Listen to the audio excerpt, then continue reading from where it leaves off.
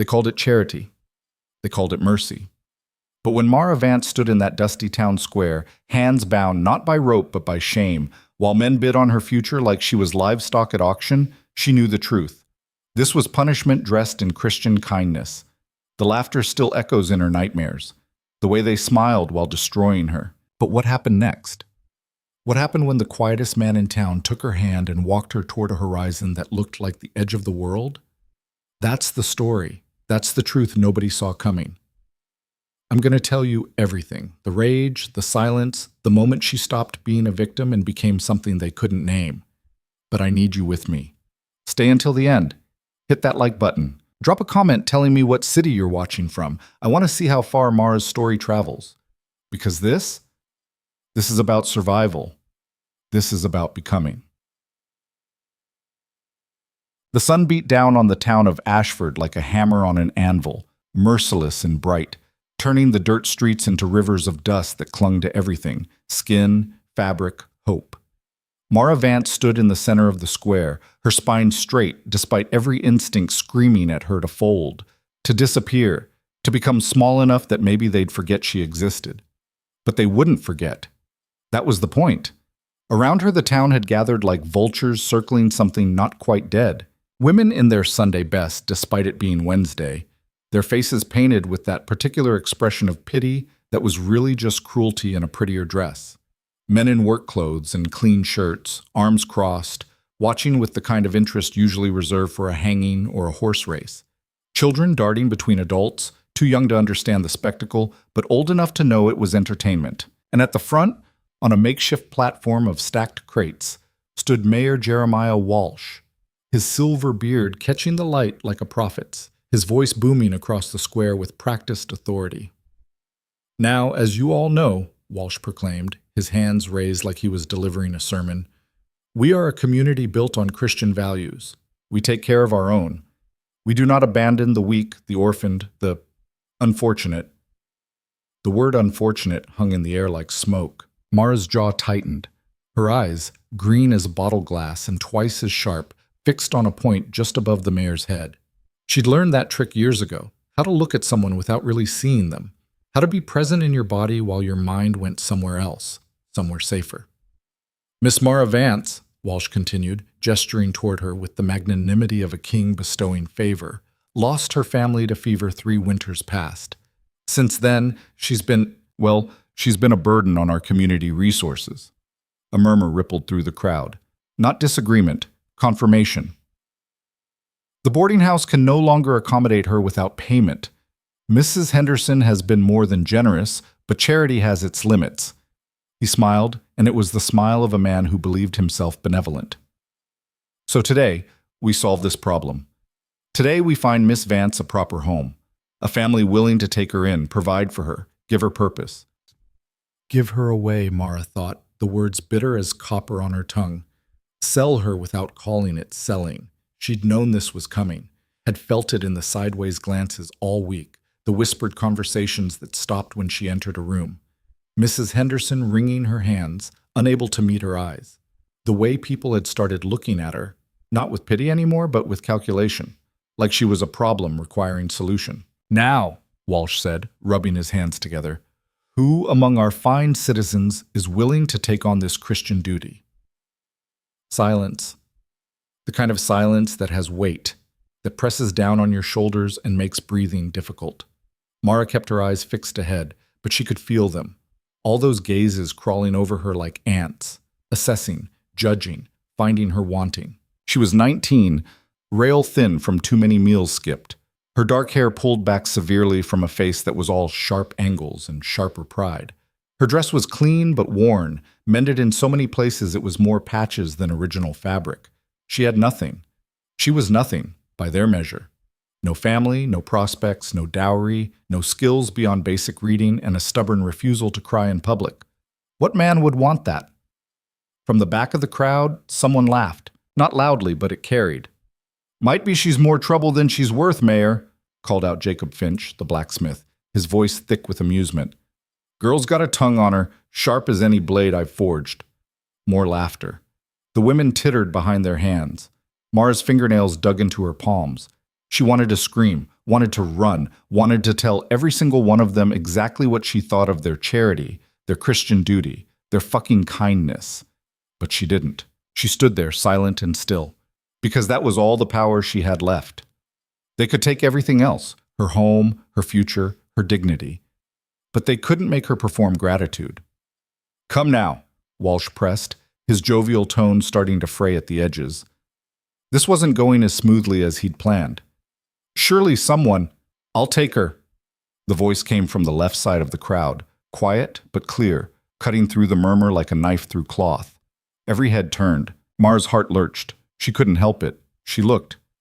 Caleb Rourke stood at the edge of the gathering, one hand resting on the post of the general store's porch, the other hanging loose at his side. He wasn't a large man, but he had the kind of solid build that came from actual work, not exercise. Broad shoulders, calloused hands, the weathered face of someone who spent their days under the sun. His hair was dark, touched with early gray at the temples, despite him being maybe 30 at most. His eyes were gray too, the color of storm clouds, and right now they were fixed on the mayor with an expression Mara couldn't quite read. The crowd stirred like a kicked anthill. "Caleb," Walsh said, and there was surprise in his voice, genuine surprise. You're volunteering?" "I am." "But your farm, you've got your hands full already, trying to make that land profitable. Taking on another mouth to feed, my concern, not yours," Caleb said simply. Walsh blinked. A few people in the crowd exchanged glances. This was unexpected. Caleb Rourke was known in Ashford, but known the way a fence post is known, present, functional, unremarkable. He kept to himself, worked his struggling farm on the eastern edge of town, came in for supplies once a week, and left. He didn't drink at the saloon, didn't socialize at church socials, didn't cause trouble or make waves. He was, by all accounts, nobody, and now he was volunteering to take the town's unwanted orphan off their hands. "Well," Walsh recovered quickly, his politician's smile snapping back into place. "Well, this is wonderful. Truly an act of Christian charity, Caleb. The whole town thanks you." Caleb said nothing. His eyes shifted just for a moment to Mara.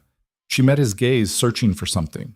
Lust, cruelty, calculation, anything that would tell her what he wanted. But his expression was unreadable, just that same steady, quiet regard. "It's settled then," Walsh declared, clapping his hands together. "Miss Vance, gather your things. You'll be going with Mr. Rourke." Just like that. Like she was a parcel being reassigned to a new address. The crowd began to disperse, the entertainment over. A few people clapped Caleb on the shoulder as they passed. "Good man. Christian duty. Bless you for it."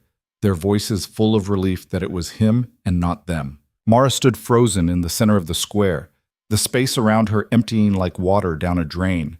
Her heart hammered against her ribs. This was it. This was happening. She was being given away like spoiled goods, and there wasn't a damn thing she could do about it. Caleb approached slowly, his boots stirring up small clouds of dust with each step. When he stopped in front of her, he was close enough that she could smell the earth on him, clean sweat, hay, sun-baked soil. "You have belongings?" he asked. His voice was low, rough-edged, but not unkind. "A bag," Mara said, her own voice sounding strange to her ears. Distant. "At the boarding house." He nodded. "Get it? I'll wait." It wasn't a command exactly, but it wasn't a request either. Mara turned and walked toward the boarding house on legs that felt disconnected from her body. Behind her, she could hear the scattered conversations of the dispersing crowd, the normal sounds of the town resuming its daily rhythm. Already, they were forgetting her. Already, she was someone else's problem. Mrs. Henderson was waiting on the boarding house porch, her round face creased with what might have been genuine regret. "Oh, Mara," she said, wringing her hands. "I'm so sorry, dear. If there was any other way—" "There isn't," Mara cut her off, pushing past into the dim interior. She didn't want apologies. Apologies changed nothing. Her room, former room, was on the second floor, barely big enough for the narrow bed and small dresser that occupied it. She'd lived here for 3 years, ever since the fever took her parents and younger brother, and she'd left almost no mark on it. There was nothing on the walls, nothing personal on the dresser. She'd learned early not to get attached to things that could be taken away. Her bag was already packed. She'd done it last night knowing this day was coming, knowing there was no escape. Everything she owned fit into one canvas bag.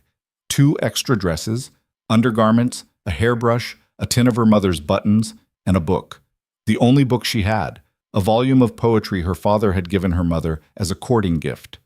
The binding was cracked, pages yellowed, but it was hers. She took one last look at the room, memorizing nothing, feeling nothing, and then walked out. Mrs. Henderson tried to say something else as Mara descended the stairs, but Mara didn't stop. Couldn't stop. If she stopped, she might shatter, and she'd be damned if she gave this town the satisfaction of seeing her break.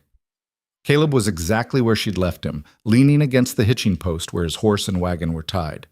The wagon was old but well-maintained, the wood weathered but solid. A workhorse stood patiently in the traces, its coat the color of rust in the sunlight. He looked up as she approached, took in the single bag, and nodded once. Then he stepped forward and took the bag from her hands before she could protest, setting it gently in the wagon bed. "Can you ride?" he asked. "I can sit," Mara said flatly. The corner of his mouth twitched, not quite a smile, but close. "That'll do." He helped her up onto the wagon seat with a hand under her elbow, his touch brief and impersonal, then climbed up beside her. The seat was narrow enough that their shoulders almost touched. Mara shifted, creating as much distance as possible, and fixed her eyes on the horizon. Caleb clicked his tongue, and the horse started forward. Ashford fell away behind them slowly, the buildings growing smaller, the sounds fading.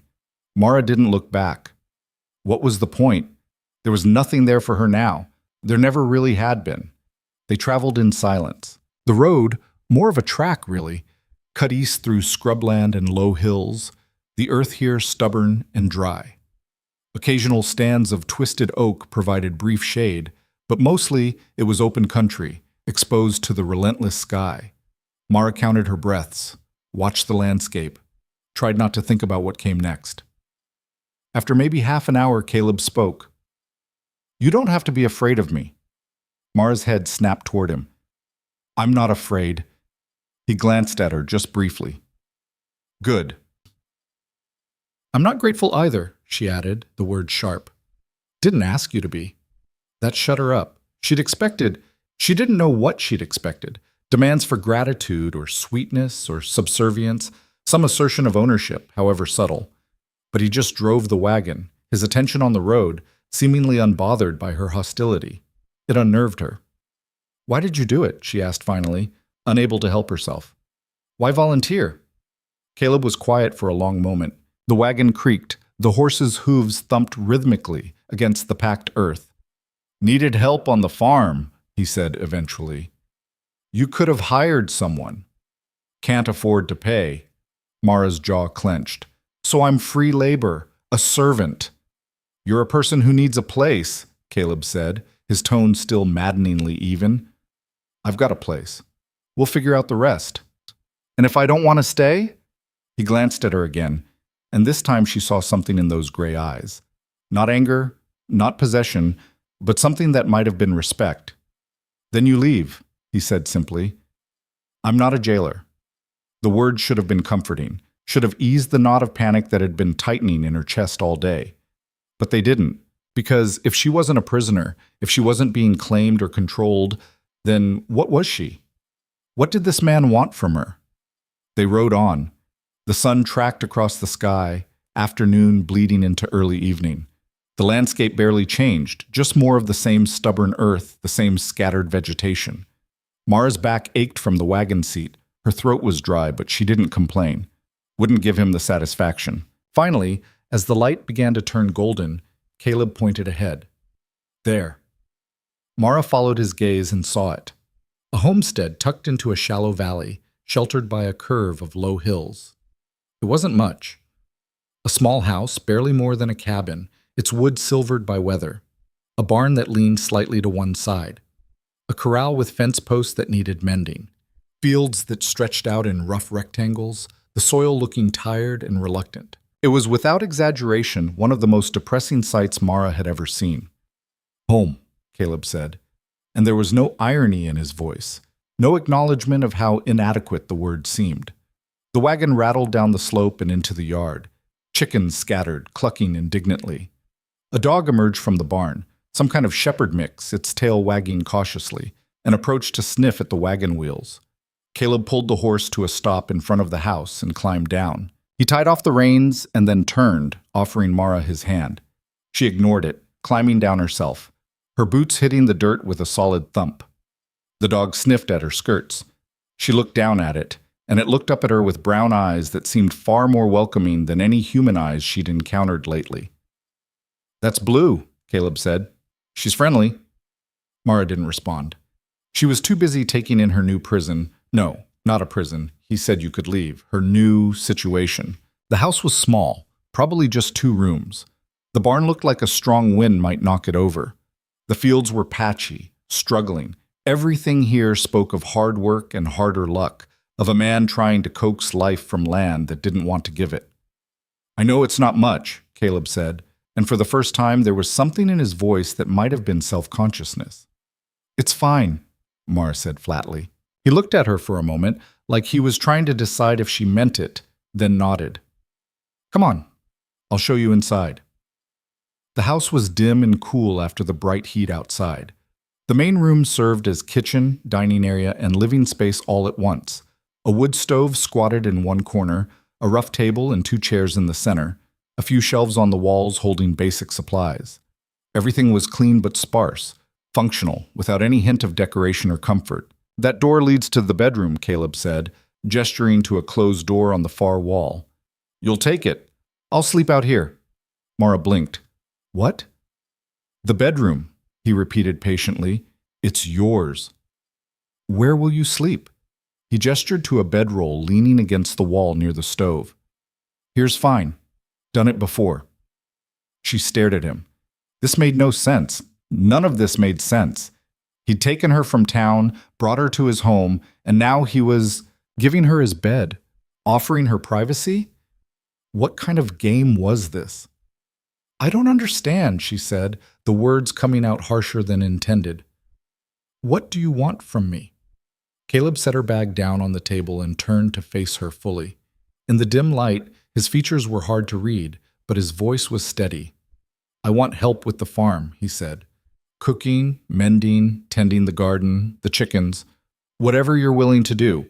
In exchange, you get a roof, food, safety. That's all." "That's all," Mara repeated, disbelieving. "That's all. You don't want—" She couldn't finish the sentence, couldn't voice the fear that had been coiling in her gut since the moment he'd volunteered in that square. But he understood anyway. His expression didn't change, but something in his eyes softened. "No," he said quietly. "I don't want that. You're not— This isn't—" He paused, searching for words. "You're not my wife. You're not my property. You're a person who needed help, and I had space. That's it." Mara wanted to believe him. The wanting was almost painful in its intensity, but trust was a luxury she couldn't afford. "I'll believe it when I see it," she said. Caleb nodded, like he'd expected nothing else. "Fair enough." He moved to the stove, began building a fire with practiced efficiency. "There's a well out back, water's clean. There's soap and towels in the bedroom if you want to wash. Supper will be ready in an hour or so." He was dismissing her, giving her space. Mara picked up her bag and walked to the bedroom door. Her hand hesitated on the latch. "Why?" she asked, not looking at him. "Why really?" Behind her, she heard the scrape of a match, the soft whoosh of kindling catching.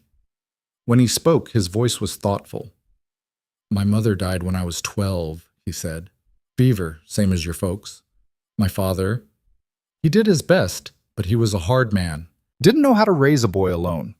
So I got passed around, uncles, neighbors, anyone who'd take me for a season. I know what it's like. Being unwanted, being a burden." Mara's throat tightened. "I swore when I got my own place I'd never make anyone feel that way," Caleb continued. "So when I saw you standing there today and everyone looking at you like you were a problem to solve, I just thought maybe I could do better. Maybe we both could." Mara opened the door and stepped into the bedroom without responding. She closed it behind her and leaned against it, her eyes shut tight, her bag clutched to her chest. In the other room, she could hear Caleb moving around, the quiet domestic sounds of a man preparing a meal. This was her life now. This stranger's house. This failing farm. This whatever this was. She should hate it, should be planning her escape, counting the days until she could leave. But standing there in the dimness of that small bedroom, listening to the sounds of someone cooking for her, expecting nothing in return, Mara found she didn't quite know what to feel. The bedroom was bigger than her room at the boarding house, but only just. A narrow bed with a patchwork quilt, a dresser with a cracked mirror, a single window that looked out over the eastern fields. The floorboards were uneven but swept clean. Someone, Caleb presumably, had left a basin and pitcher of water on the dresser, along with a folded towel. Mara set her bag on the bed and just stood there for a moment, her hands shaking. "You're fine," she told herself. "You survived the fever that killed your family. You survived 3 years of being a burden. You can survive this." She poured water into the basin and washed her face and hands, the cool liquid shocking against her sun-heated skin. In the mirror, her reflection looked back. Thin, sharp-featured, eyes too old for 19. She barely recognized herself. When had she become this person, this hard, hollow thing? A knock on the door made her jump. "Supper's ready," Caleb called through the wood. "If you're hungry, I'll be out," she managed. She dried her face, straightened her dress, and steeled herself. When she emerged, the main room had transformed slightly. The table was set with 2 plates, 2 cups, a pot of something that smelled like stew.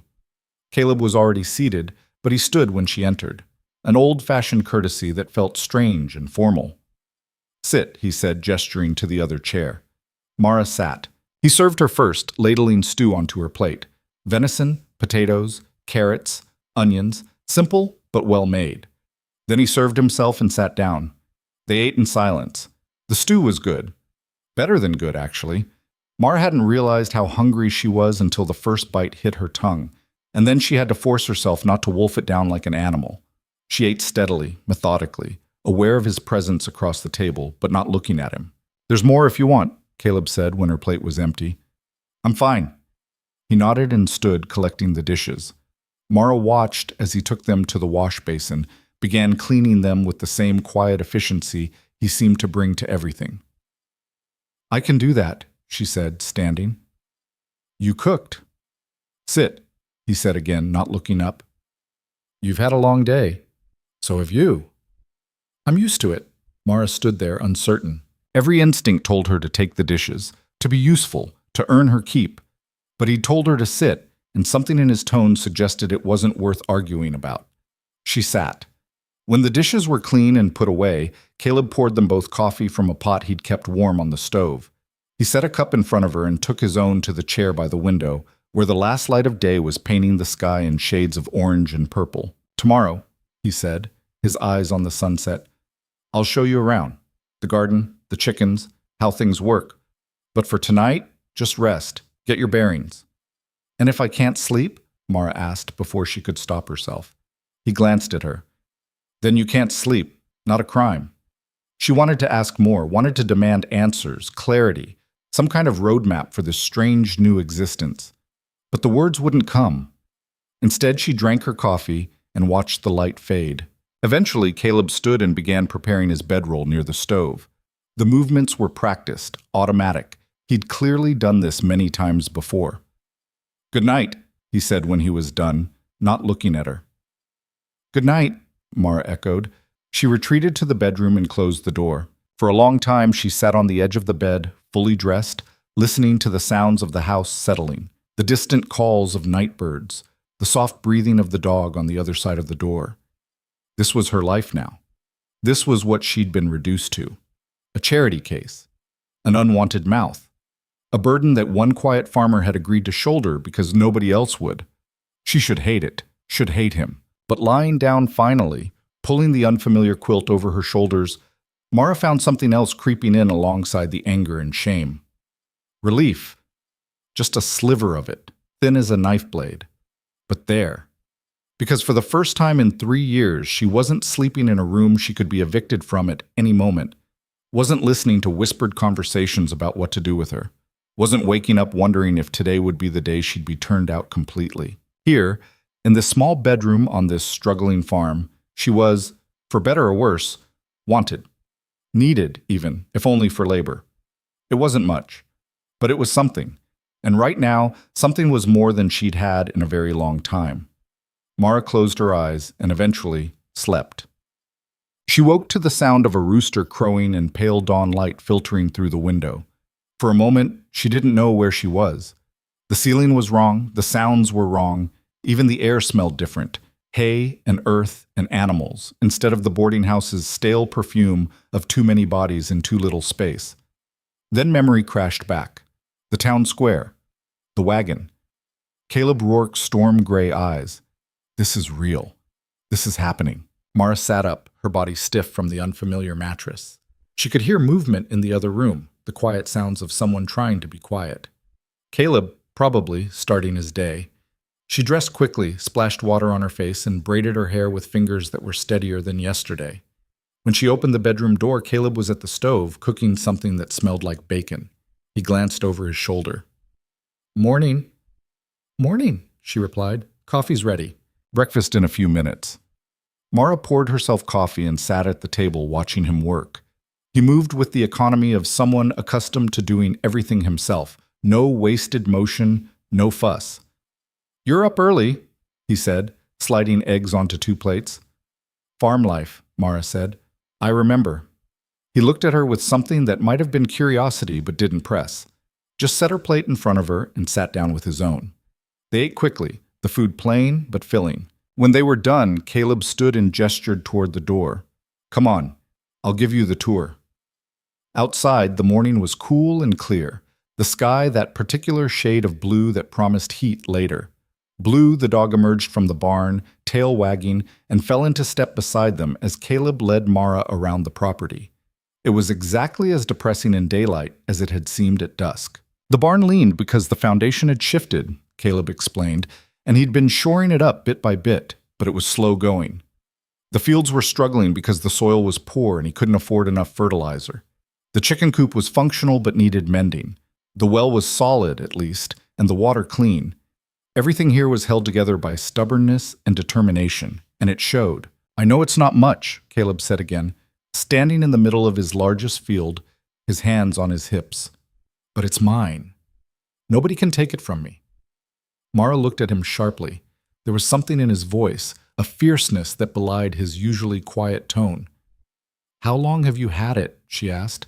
5 years? "Bought it with money I saved working other people's farms since I was 16. Paid in full, no debt."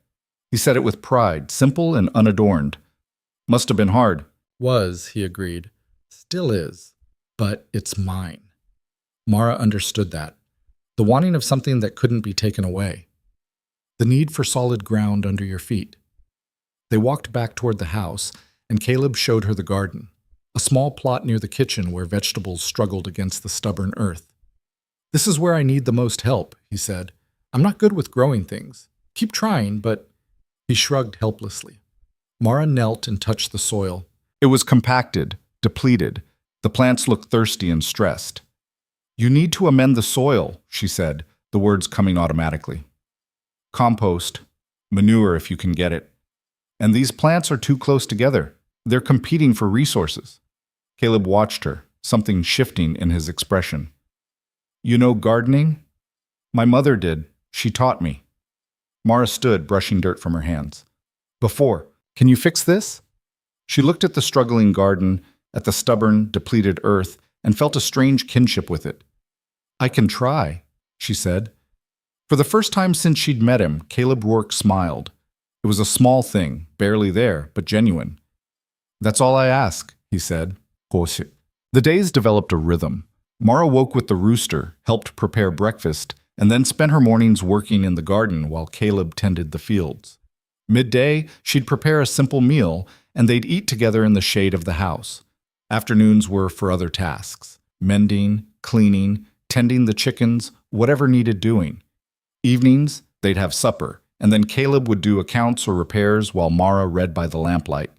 They didn't talk much. Caleb wasn't a man of many words, and Mara was too wary to fill the silence with chatter. But slowly, the quiet between them became less hostile, less charged with suspicion. It became almost comfortable. Mara learned the rhythms of the farm, the personalities of the chickens, the quirks of the stove. She learned that Caleb rose before dawn every day, that he was left-handed, that he sometimes hummed while he worked, old songs, wordless melodies that spoke of loneliness and endurance. She learned that he kept his promises. He never entered the bedroom without knocking, never demanded more than she was willing to give, never made her feel like she owed him anything beyond fair work. It should have been easier, that knowledge. Should have made her relax. But it didn't. Because Mara kept waiting for the other shoe to drop, for the moment when his patience would run out, when he'd demand payment of a different kind, when the mask would slip and she'd see what he really wanted. But weeks passed, and that moment never came. The garden began to recover under her care. She composted, mulched, rearranged the plants into more sensible groupings. The vegetables started to look healthier, to actually produce. Caleb would come back from the fields and find her on her knees in the dirt, her hands black with earth, and he'd just nod approvingly. "You've got a touch," he said one evening, examining a particularly healthy tomato plant. "My mother's touch," Mara corrected. "I'm just remembering." "Still counts." One afternoon, about a month after she'd arrived, Mara was in the house mending one of Caleb's shirts when she heard voices outside. Male voices, unfamiliar. She went to the window and saw 3 men on horseback talking to Caleb in the yard. They were dressed like ranchers, well-fed and confident, and even from a distance, she could see the tension in Caleb's shoulders. She couldn't hear the conversation, but she could see it deteriorate. One of the men gestured aggressively. Caleb stood his ground, shaking his head. Then one of the men noticed her in the window. He said something to the others, and all 3 looked toward the house. Even from here, Mara could see the speculation in their eyes, the knowing smirks. Her stomach turned. The men left eventually, riding off with backward glances and laughter that carried on the wind. Caleb stood in the yard watching them go, his fists clenched at his sides. When he came inside, his face was carefully neutral. "Who were they?" Mara asked. "Neighbors," Caleb said shortly. "The Garrett brothers. They own the spread west of here." "What did they want?" "To buy my land." He moved to the water pitcher, poured himself a drink. "They've been asking for years. I keep saying no." "Why do they want it?" "Water rights. My property has the best access to the creek. They want it for their cattle." Mara watched him drink, saw the tightness in his jaw. "What else did they say?" Caleb set down the cup. "Nothing important." "They looked at me. I saw them." He sighed. "They're just people talk. In town, about you being here. They wanted to know if—" He trailed off. "If you'd bought yourself a whore instead of a farmhand," Mara finished flatly. Caleb's head snapped up. "I don't think of you that way." "But they do." "I don't care what they think." "Well, I do," Mara said, her voice rising despite her best efforts. "I care that everywhere I go, people look at me and see garbage, something to be used or pitied or mocked. I care that I can't escape it, not even here." "Mara, Don't," she cut him off. "Just don't. You can't fix this. You can't make them see me differently. I'm always going to be the girl who was given away in the town square like a fucking charity basket." She turned and walked back to the bedroom, slamming the door behind her. For a long moment, there was silence. Then she heard Caleb's footsteps approach the door. He didn't knock, didn't try to open it, just stood there on the other side. "You're right," he said quietly. "I can't make them see you differently, but I see you. The woman who brought my garden back to life, who works harder than any hand I could have hired, who's stronger than anyone gives her credit for." Mara pressed her hand against the door, her throat tight. "That's who you are," Caleb continued. "Not what they say. Not what happened in that square. You're whoever you decide to be. Here, on this land, you get to choose." His footsteps retreated. Mara sank down against the door, her eyes hot with tears she refused to let fall. "You get to choose." It was the kindest lie anyone had ever told her. The words hung in the air long after Caleb walked away, echoing in the small bedroom like a challenge Mara didn't know how to accept. You get to choose. She wanted to believe it, wanted to carve those words into her bones and make them true through sheer force of will. But belief was a luxury, and Mara had learned to live without luxuries. She stayed in the bedroom until the light outside turned golden, until she heard Caleb moving around the main room preparing supper. Only then did she emerge, her face carefully composed, her eyes dry. Caleb looked up from the stove, but didn't ask if she was all right. Didn't offer platitudes or apologies, just gestured to the table where he'd already set out plates and cups. They ate in silence, the kind that had become familiar between them.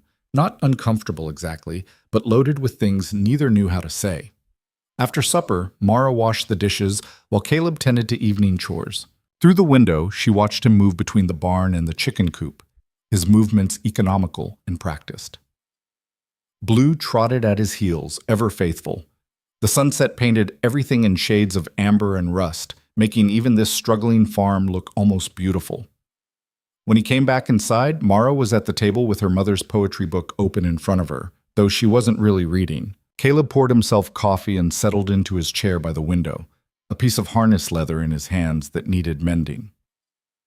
They stayed like that for an hour, maybe more, the lamplight casting long shadows across the rough wooden floor. It was peaceful in a way Mara hadn't experienced since before the fever, since before everything fell apart. The quiet wasn't empty here. It was full of shared space, shared work, shared existence. Finally, Caleb spoke. "My father used to say that land doesn't care about your past," he said, his eyes on the leather in his hands. "Doesn't matter if you're rich or poor, respected or scorned. You put seed in the ground, tend it right, and it'll grow. Or it won't. But the trying, that's what makes you worthy of it." Mara looked up. "Is that supposed to make me feel better?" "No," Caleb said simply. "It's supposed to make you understand that out here, what matters is what you do. Not what happened to you, not what people say, just what you do. And if what I do isn't enough..." He met her eyes then, and his gaze was steady. "Then we try harder tomorrow." It wasn't comfort, it wasn't reassurance. It was just truth, plain and unvarnished, and somehow that was exactly what Mara needed. She nodded once and returned to her book. The next morning, Mara woke before dawn with a strange sense of determination burning in her chest. If this land didn't care about her past, then she'd prove herself through work, through results, through becoming something more than the girl in the town square. She attacked the garden with renewed vigor, working until her back ached and her hands were raw. She reorganized the chicken coop, cleaned out months of accumulated debris, and built better nesting boxes from scrap wood she found in the barn. She mended every piece of clothing that needed mending, then started on things that didn't strictly need it but would last longer for the attention. Caleb watched this transformation with quiet approval, never commenting directly but showing his appreciation in small ways. Bringing her water when she'd been working in the sun too long, helping lift heavy things without being asked, leaving wild flowers on the table that he'd found while checking fence lines. The farm began to change too, slowly, incrementally, but undeniably. The garden flourished under Mara's care, producing more vegetables than Caleb had seen in years. The chickens laid more eggs with their improved housing. Small repairs got done, corners got swept, things stopped falling apart quite so quickly. It was still a struggling farm on stubborn land, but it was struggling a little less. 2 months into her stay, Mara was in the garden harvesting tomatoes when she heard the rattle of a wagon approaching. She straightened, shading her eyes against the afternoon sun, and saw a vehicle she didn't recognize pulling into the yard. The woman driving it was maybe 50, heavy-set and stern-faced, wearing a severe gray dress that spoke of practicality over fashion. She pulled the wagon to a stop and climbed down with surprising agility for her size, her eyes sweeping over the property with undisguised assessment. Caleb emerged from the barn, wiping his hands on his pants. His expression went carefully neutral when he saw who it was. "Mrs. Brennan?" he said, his tone polite but not warm. "Caleb," the woman replied crisply. Then her gaze found Mara, and something sharp entered her eyes. "And this must be the girl." Mara set down her basket of tomatoes and approached slowly, very aware of her dirt-stained dress and sun-darkened skin. Mrs. Brennan looked her up and down like a horse being evaluated for purchase. "Mara Vance," Mara said, offering her hand. Mrs. Brennan looked at the offered hand, still dirty from the garden, and sniffed. "I'm Margaret Brennan. I run the Women's Auxiliary in Ashford." "I remember," Mara said, lowering her hand. She did remember. Mrs. Brennan had been one of the women watching in the town square that day, her face carefully neutral. I've come to check on your situation, Mrs. Brennan announced, turning to Caleb, to ensure everything is proper. Caleb's jaw tightened almost imperceptibly. Everything's fine, Mrs. Brennan. Thank you for your concern. Nevertheless, it's my duty to verify the well-being of young women in vulnerable positions. She looked at Mara again. Are you being treated fairly, girl? The question should have been kind, should have been concern, but the way she said it, girl, like Mara was a child or a simpleton, made it feel like an accusation. I'm being treated fine, Mara said, keeping her voice level. You have adequate sleeping arrangements? Privacy? I have my own room. And Mr. Rourke makes no improper demands? Heat flooded Mara's face, part anger, part humiliation. No. Mrs. Brennan's lips pursed. I see. And what exactly are your duties here? Garden, chickens, household tasks, Mara listed, same as any farmhand. Farmhand, Mrs. Brennan repeated, like the word was distasteful. And you're satisfied with this arrangement? Being a servant on a failing farm instead of what? Mara cut her off, her temper finally breaking free. Instead of being a burden at the boarding house? Instead of being passed around town like a collection plate? This failing farm gives me food, shelter, and work that matters. That's more than Ashford ever offered. Mrs. Brennan's eyes widened. She clearly hadn't expected defiance. Well, she said, drawing herself up, I can see you've developed quite an attitude. I hope Mr. Rourke is aware of what he's taken on. I'm aware, Caleb said quietly, but there was steel underneath, and I'm grateful for it. Mara's the best help I've ever had. Now, if there's nothing else, Mrs. Brennan, we've got work to finish before dark. It was a dismissal, polite but firm. Mrs. Brennan recognized it and didn't like it one bit. Very well, she said icily.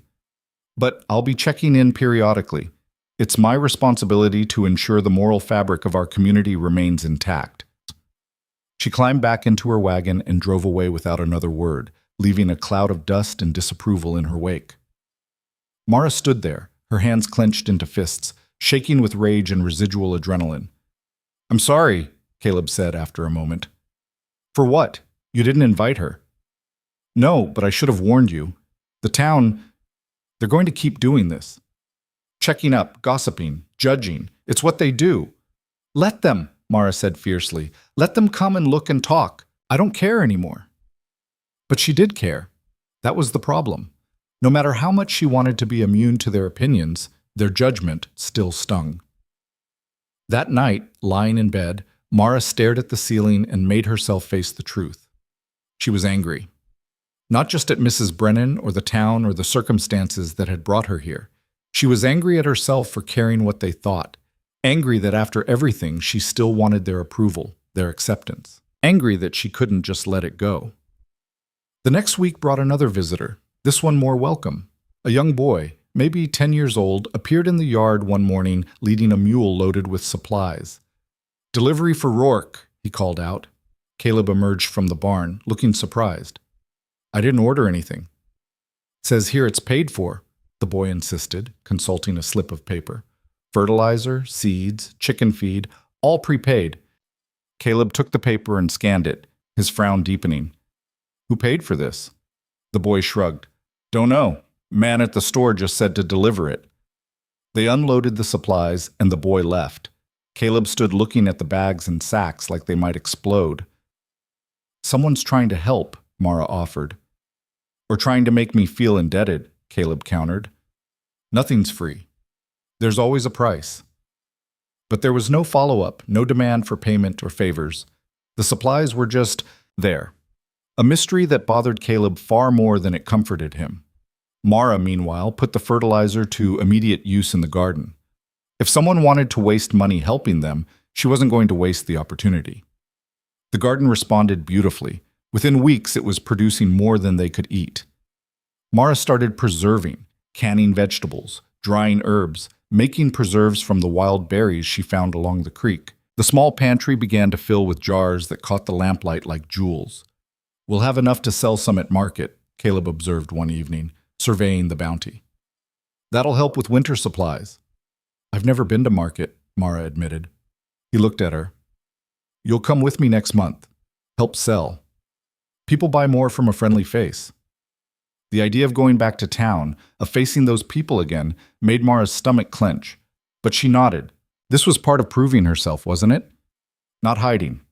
Not letting them make her ashamed. 3 days before market day, disaster struck. Mara was returning from gathering eggs when she heard Caleb shouting from the barn. She dropped the basket and ran, her heart in her throat. She found him in the barn doorway staring at the wreckage inside. Someone had been there. The feed bags were slashed open, grain spilled everywhere. Tools were scattered, some broken. The leather tack had been cut to pieces. But worst of all, painted across the back wall in crude white letters, whore. Mara stopped in her tracks, the word hitting her like a physical blow. Caleb's face was white with rage. Stay here, he said through clenched teeth. Caleb, stay here. He strode past her toward the house, and she heard him rummaging inside. When he emerged, he had a rifle. What are you doing? Mara demanded. Going to town, finding who did this. And then what? You'll shoot them? Get yourself arrested or killed? I'll make them answer for it, Caleb said, his voice shaking. I won't let them. They want you to react, Mara cut him off. Don't you see? They want you angry, want you to do something stupid so they can say you're dangerous, so they can justify whatever they do next. I don't care. Well, I do, Mara shouted.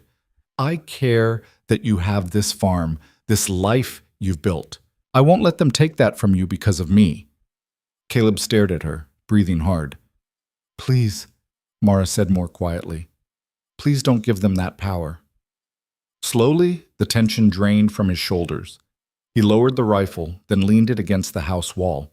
When he looked at Mara again, his eyes were haunted. I'm sorry, he said. I'm sorry they did this to you. They did it to both of us, Mara replied, and we're going to clean it up and move on, because that's what we do. Well, it took hours to clean the barn. They swept up the grain, salvaged what they could, discarded what was ruined. The word on the wall took the longest. Mara scrubbed it herself while Caleb repaired the torn tack, both of them working in grim silence. By the time the sun set, the barn was clean again. Damaged, yes, but clean. That night, neither of them had much appetite for supper. They sat at the table pushing food around their plates until finally Caleb spoke. We don't have to go to market. I can take the produce myself. No, Mara said firmly. We're going together. Mara, I'm tired of hiding, tired of letting them make me ashamed of existing. She met his eyes. If we don't go, they win. They get to make us afraid. I won't give them that. Caleb studied her for a long moment. You're braver than you know.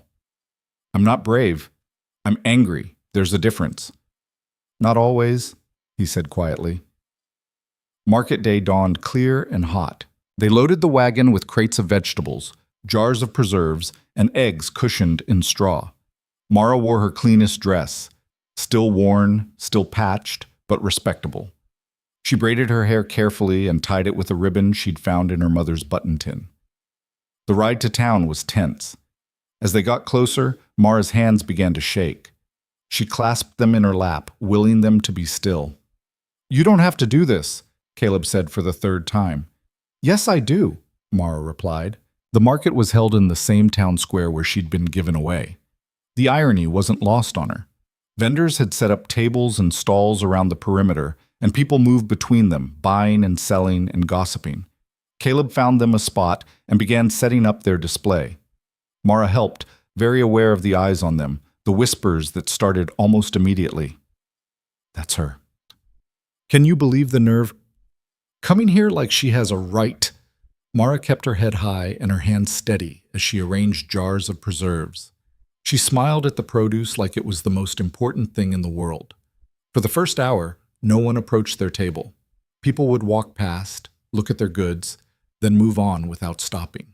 It was like they had an invisible wall around them. Then an older woman, Mrs. Patterson, Mara remembered, who ran the dry goods store, stopped in front of their table. She picked up a jar of tomato preserves, examined it critically. How much? She asked. Caleb named a price.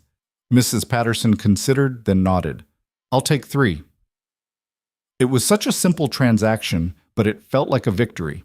One person willing to see past the gossip to the quality of the goods. After that, a few more people stopped. Not everyone. Many still avoided them like plague carriers. But enough. By midday, they'd sold half their stock.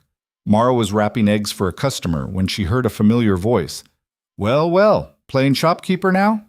She looked up to find Thomas Garrett, one of the brothers who'd come to the farm weeks ago, standing at the table with 2 of his friends. All 3 were smirking. Can I help you? Mara asked coolly. Just admiring the merchandise, Thomas said, but he wasn't looking at the vegetables. Must be nice, playing house with old Rourke. Real cozy arrangement you've got.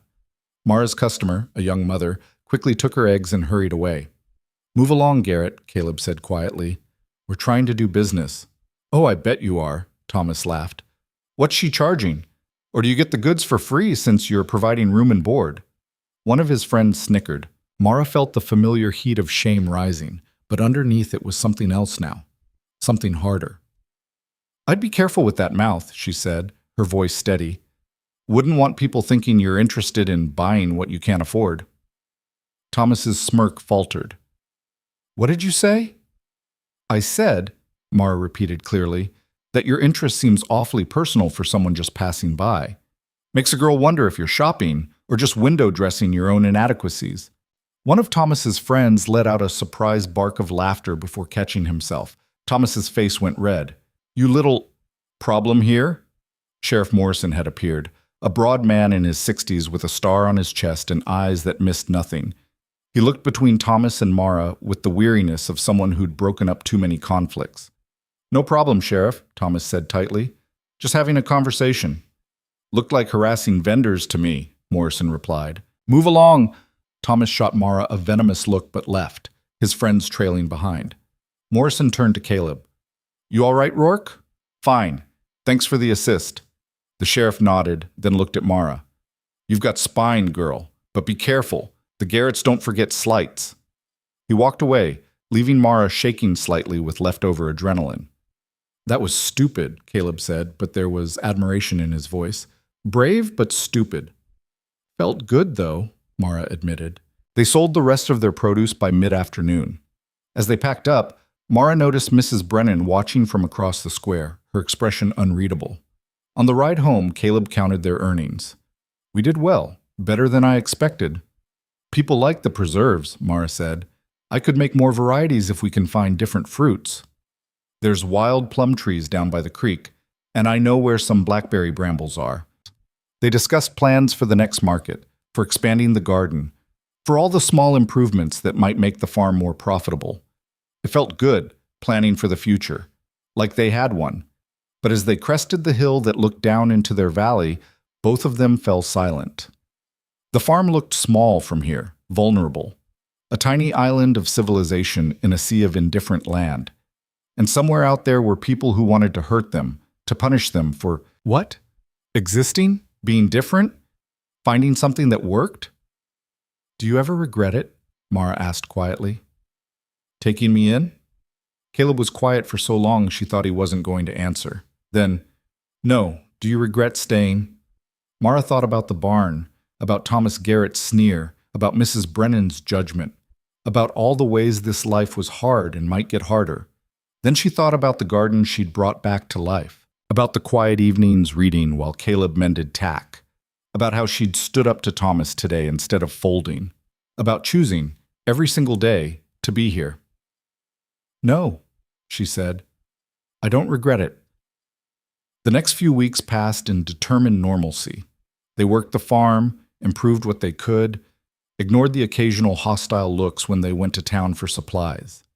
Mara made more preserves, experimented with recipes, turned their surplus into profit. But underneath the routine, tension was building. Mara could feel it in the way Caleb sometimes stood at the edge of the property line, staring west toward the Garrett ranch. Could feel it in the way Blue would growl at shadows, hackles raised. Could feel it in her own bones, a certainty that the barn incident wasn't the end of something but the beginning. One evening in late summer, Caleb came back from checking the fence line with his face set in hard lines. Someone cut the fence, he said. Western edge? 20 feet of wire, just cut clean through. The Garretts? Has to be. That fence borders their land. What are we going to do? Caleb's jaw worked. Fix it. And watch. That's all we can do. They fixed the fence the next day, stringing new wire, reinforcing the posts. But 2 days later, it was cut again. And 3 days after that. It was warfare, petty and persistent, trying to bleed them, to make them give up through sheer exhaustion and expense. We should report it, Mara said after the third incident. To who? Sheriff Morrison? He's not going to ride out here every time we have a problem. And even if he did, we have no proof it's the Garretts. We know it's them. Knowing and proving are different things. So they kept fixing the fence, kept working, kept enduring. But the harassment was taking its toll. Caleb was sleeping less, constantly on edge. Mara found herself jumping at every sound, every shadow. One night, unable to sleep, she got up for water and found Caleb sitting at the table in the dark, his rifle across his lap. Can't sleep either? She asked. Someone needs to keep watch. Mara sat down across from him. In the moonlight coming through the window, his face looked haggard. This can't continue, she said. You're going to collapse. What choice do we have? We could leave. Start over somewhere else. Even in the dark, she could see his jaw tighten. This is my land. I won't be driven off it. Even if it kills you? Even then, Mara understood that stubbornness. She had her own version of it. But she also understood that stubbornness alone wouldn't save them. Then we need a different strategy, she said. We can't just keep reacting. We need to... A sound outside cut her off. Both of them froze. Blue, sleeping by the stove, raised her head and growled low in her throat. Caleb was on his feet in an instant, rifle ready. Stay here, he whispered. But Mara grabbed the heavy iron poker from beside the stove and followed him to the door. They listened. The sound came again, a deliberate scraping against wood, coming from the barn. Caleb eased the door open and slipped outside, Mara right behind him. The moon was bright enough to see by, painting everything in silver and shadow. They moved quietly toward the barn, Blue padding silently at their heels. The barn door was partially open, though Caleb had closed it earlier.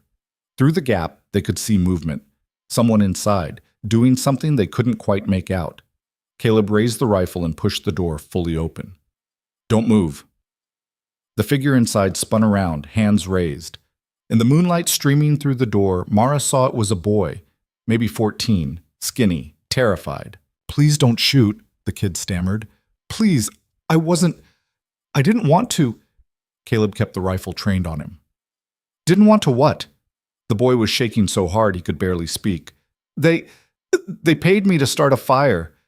Gave me $5, but I can't do it. It's wrong. Mara's blood ran cold. Who paid you? I can't say. You're already here, Caleb said, his voice hard. Already caught. Who paid you? The boy's face crumpled. Thomas Garrett, him and his brothers.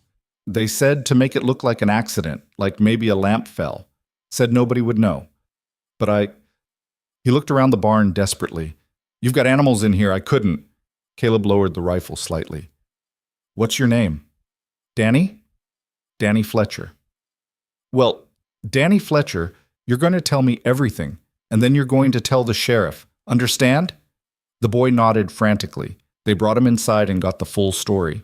The Garretts had been paying him for weeks, cutting fences, spreading rumors in town, reporting back on the farm's activities. This was supposed to be the finale, the thing that would drive Caleb out for good. They said you'd blame it on bad luck, Danny said miserably. Said everyone would believe it, and then they'd buy your land cheap and nobody would care. Mara felt sick. They'd been willing to burn them out, to risk lives, all for water rights and spite. Why tell us? She asked. Why didn't you just leave? Danny looked at her with young, haunted eyes. Because I saw you at market. The way you stood up to Mr. Garrett. My ma, she died last year. Left me and my pa alone. Town treats us like we're nothing too since we got no money. He swallowed hard. You reminded me that maybe being poor doesn't mean you gotta take whatever they dish out. Maybe you can fight back. In that moment, Mara saw herself reflected in this scared kid. The same helplessness, the same desperate desire for dignity. You can fight back, she said gently. And sometimes, That means doing the right thing even when it's terrifying. Dawn found them at Sheriff Morrison's office with Danny in tow. The boy told his story, stammering but honest. Morrison listened with a face like carved granite. When Danny finished, Morrison sat back in his chair. "That's a serious accusation, son." "It's the truth," Danny insisted. "Problem is, it's your word against the Garretts. They'll deny everything." "So you won't do anything?" Caleb asked, his voice dangerous. "Didn't say that." Morrison stood. "I'll have a talk with the Garretts. Make it clear that attempted arson carries prison time, and I'll be watching their operation real close from now on. Whether I can prove anything or not, they'll know I'm looking. That should cool their enthusiasm." It wasn't justice. Not really. But it was something. As they left the sheriff's office, Danny lingered behind. "Mr. Rourke, Miss Vance, I'm real sorry for everything." Caleb studied the boy for a moment, then reached into his pocket and pulled out some coins. "You need work? Honest work?" Danny's eyes went wide. You'd hire me? After what I did? You stopped yourself. That takes guts." Caleb pressed the coins into the boy's hand. "Come by the farm tomorrow. We've got fence to mend. I'll pay fair wages." The boy looked like he might cry. He nodded frantically and ran off before the emotion could overwhelm him. On the ride home, Mara said, "That was kind, hiring him. Or stupid. He might betray us again." "He won't." "How do you know?" Mara watched the landscape roll by, thinking about second chances and small mercies. "Because somebody gave me one. Only fair to pass it along." Caleb glanced at her, something soft in his expression. "When did you get so wise?" "I'm not wise. I'm just tired of cruelty." She looked at him. "Aren't you?" "More than you know." They rode the rest of the way in companionable silence, and for the first time in weeks, the weight on Mara's shoulders felt a little lighter. They hadn't won, exactly, but they'd survived. They'd stood their ground. And somehow, that felt like enough. Danny Fletcher showed up at dawn the next morning, his skinny frame silhouetted against the rising sun, a battered hat in his hands, and hope written all over his young face. Mara was collecting eggs when she saw him standing at the edge of the yard like he wasn't sure he had permission to come closer. "You can come in," she called. "Caleb's expecting you." The boy walked forward carefully, like the ground might give way beneath him. Blue trotted over to investigate, and Danny's whole face lit up when the dog allowed him to scratch behind her ears. "She likes you," Mara observed. "That's a good sign. Blue doesn't trust easy." "Neither do I," Danny said quietly, then looked embarrassed, like he'd revealed too much. Caleb emerged from the barn with tools slung over his shoulder. "You ready to work?" "Yes, sir." "Don't call me sir, Caleb's fine." He handed Danny a pair of work gloves. "We've got fence to mend on the western line. It's hard work, hot work. You up for it?" Danny pulled on the gloves like they were something precious. "I'm up for it." They headed out, and Mara watched them go with a strange feeling in her chest. Something was shifting here, something she couldn't quite name. This farm that had felt like exile 4 months ago was becoming something else, something that mattered. She returned to her chores, but her mind was elsewhere, on the town, on the Garretts, on the fact that they'd nearly been burned out in their sleep. Sheriff Morrison's warning might slow the brothers down, but it wouldn't stop them. Men like that didn't stop. They just got more careful. The thought chilled her even in the morning heat. By midday, Caleb and Danny returned for lunch, both sun-scorched and sweating. Mara had prepared extra, knowing there'd be another mouth to feed, and watching the boy try not to devour his food too quickly made her heart ache. She remembered that hunger, that fear of not knowing when the next meal might come. "Danny," she said as she refilled his plate without asking, "you have family in town?" The boy nodded, mouth full. He swallowed. "My pa. He works at the mill when they need him, but work's been scarce." "Your mother?" Caleb asked gently. "Died. Year ago." Danny's voice went flat. "Pneumonia. We couldn't afford the doctor." The words hung in the air like an accusation against the whole system that let people die for lack of money. Mara knew that story too well, how poverty wasn't just about being poor, it was about watching people you love suffer while others turned away. "I'm sorry," she said. Danny shrugged, but his eyes were bright. "It's just how things are, I guess." "Doesn't mean it's right," Caleb said firmly. Some things shouldn't be just how they are. After lunch, Danny worked until sunset, then accepted the wages Caleb paid him with trembling hands. Same time tomorrow? The boy asked, hope and fear mixed in equal measure. Same time, Caleb confirmed. They watched him walk back toward town, his thin frame gradually disappearing into the dusk. You're going to feed him, aren't you? Mara said. It wasn't a question. Can't work on an empty stomach. We can't afford to feed every hungry person in Ashford. Caleb looked at her and his gray eyes were serious. No, but we can afford to feed one, and maybe one is enough. The next week fell into a rhythm with Danny as part of it. He arrived each morning, worked without complaint, ate the lunch Mara prepared, and went home each evening with coins that probably kept him and his father from starving. The fence got mended properly. Other repairs that Caleb had been putting off got done. The farm improved incrementally day by day, but the town's attention hadn't faded. If anything, it intensified. Mara felt it every time they went in for supplies. The stares that followed her through the general store, the conversations that stopped when she approached, the way mothers pulled their daughters aside like she might contaminate them with her mere presence, Mrs. Brennan was a constant shadow, appearing at inconvenient moments to ask pointed questions about propriety and arrangements. They're waiting for us to fail, Mara said one evening as she and Caleb sat on the porch watching the stars emerge. Waiting for proof that we're everything they think we are. Let them wait, Caleb replied. We know the truth. Do we? Mara turned to look at him. What is the truth, Caleb? What are we? He was quiet for a long moment, his face unreadable in the gathering darkness. We're two people trying to survive, trying to build something. Does it need to be more complicated than that? Yes, Mara said, because they make it complicated. Every time we go to town, every time someone looks at us, they're writing a story we don't get to control. Then write your own story, Caleb said, the one you want to be true. It was easier said than done, but Mara was trying. Every day, she was trying. The breaking point came on a Saturday in late September. Ashford held a harvest social every year, a community gathering in the town square with food, music, games for the children.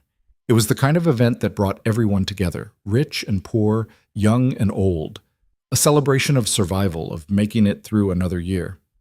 Mara hadn't planned to go. The thought of facing that crowd, of being on display again, made her stomach turn. But Danny mentioned it during lunch one day, his face wistful. My ma used to make apple pie for the social, he said. Best pie in 3 counties. Folks would line up for it. You should enter one this year, Mara suggested. In her memory. Danny shook his head. Can't afford the ingredients. And besides, I don't know how to bake. An idea formed in Mara's mind, reckless and terrifying. I could teach you. We could enter together. The boy's eyes went wide. Really?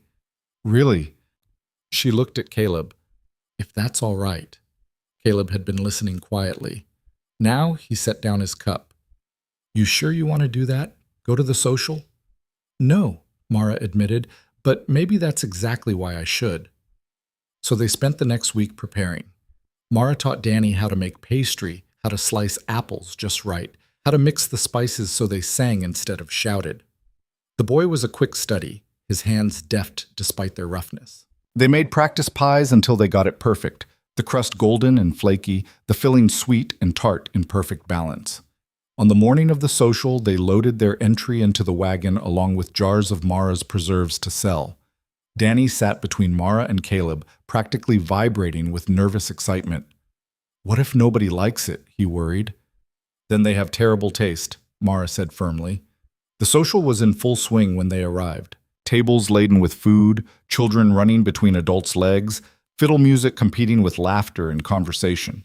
The whole town had turned out, it seemed, and the sight of so many people made Mara's courage waver. But then Danny looked at her with such trust, such hope, and she couldn't back down. They set up their table and displayed their wares. The pie went to the judging table where it sat among dozens of others. A small, perfect thing that represented more than just baked goods. It was proof. Proof that Danny could create something beautiful. Proof that Mara could still contribute something of value. Proof that they mattered. The morning passed slowly.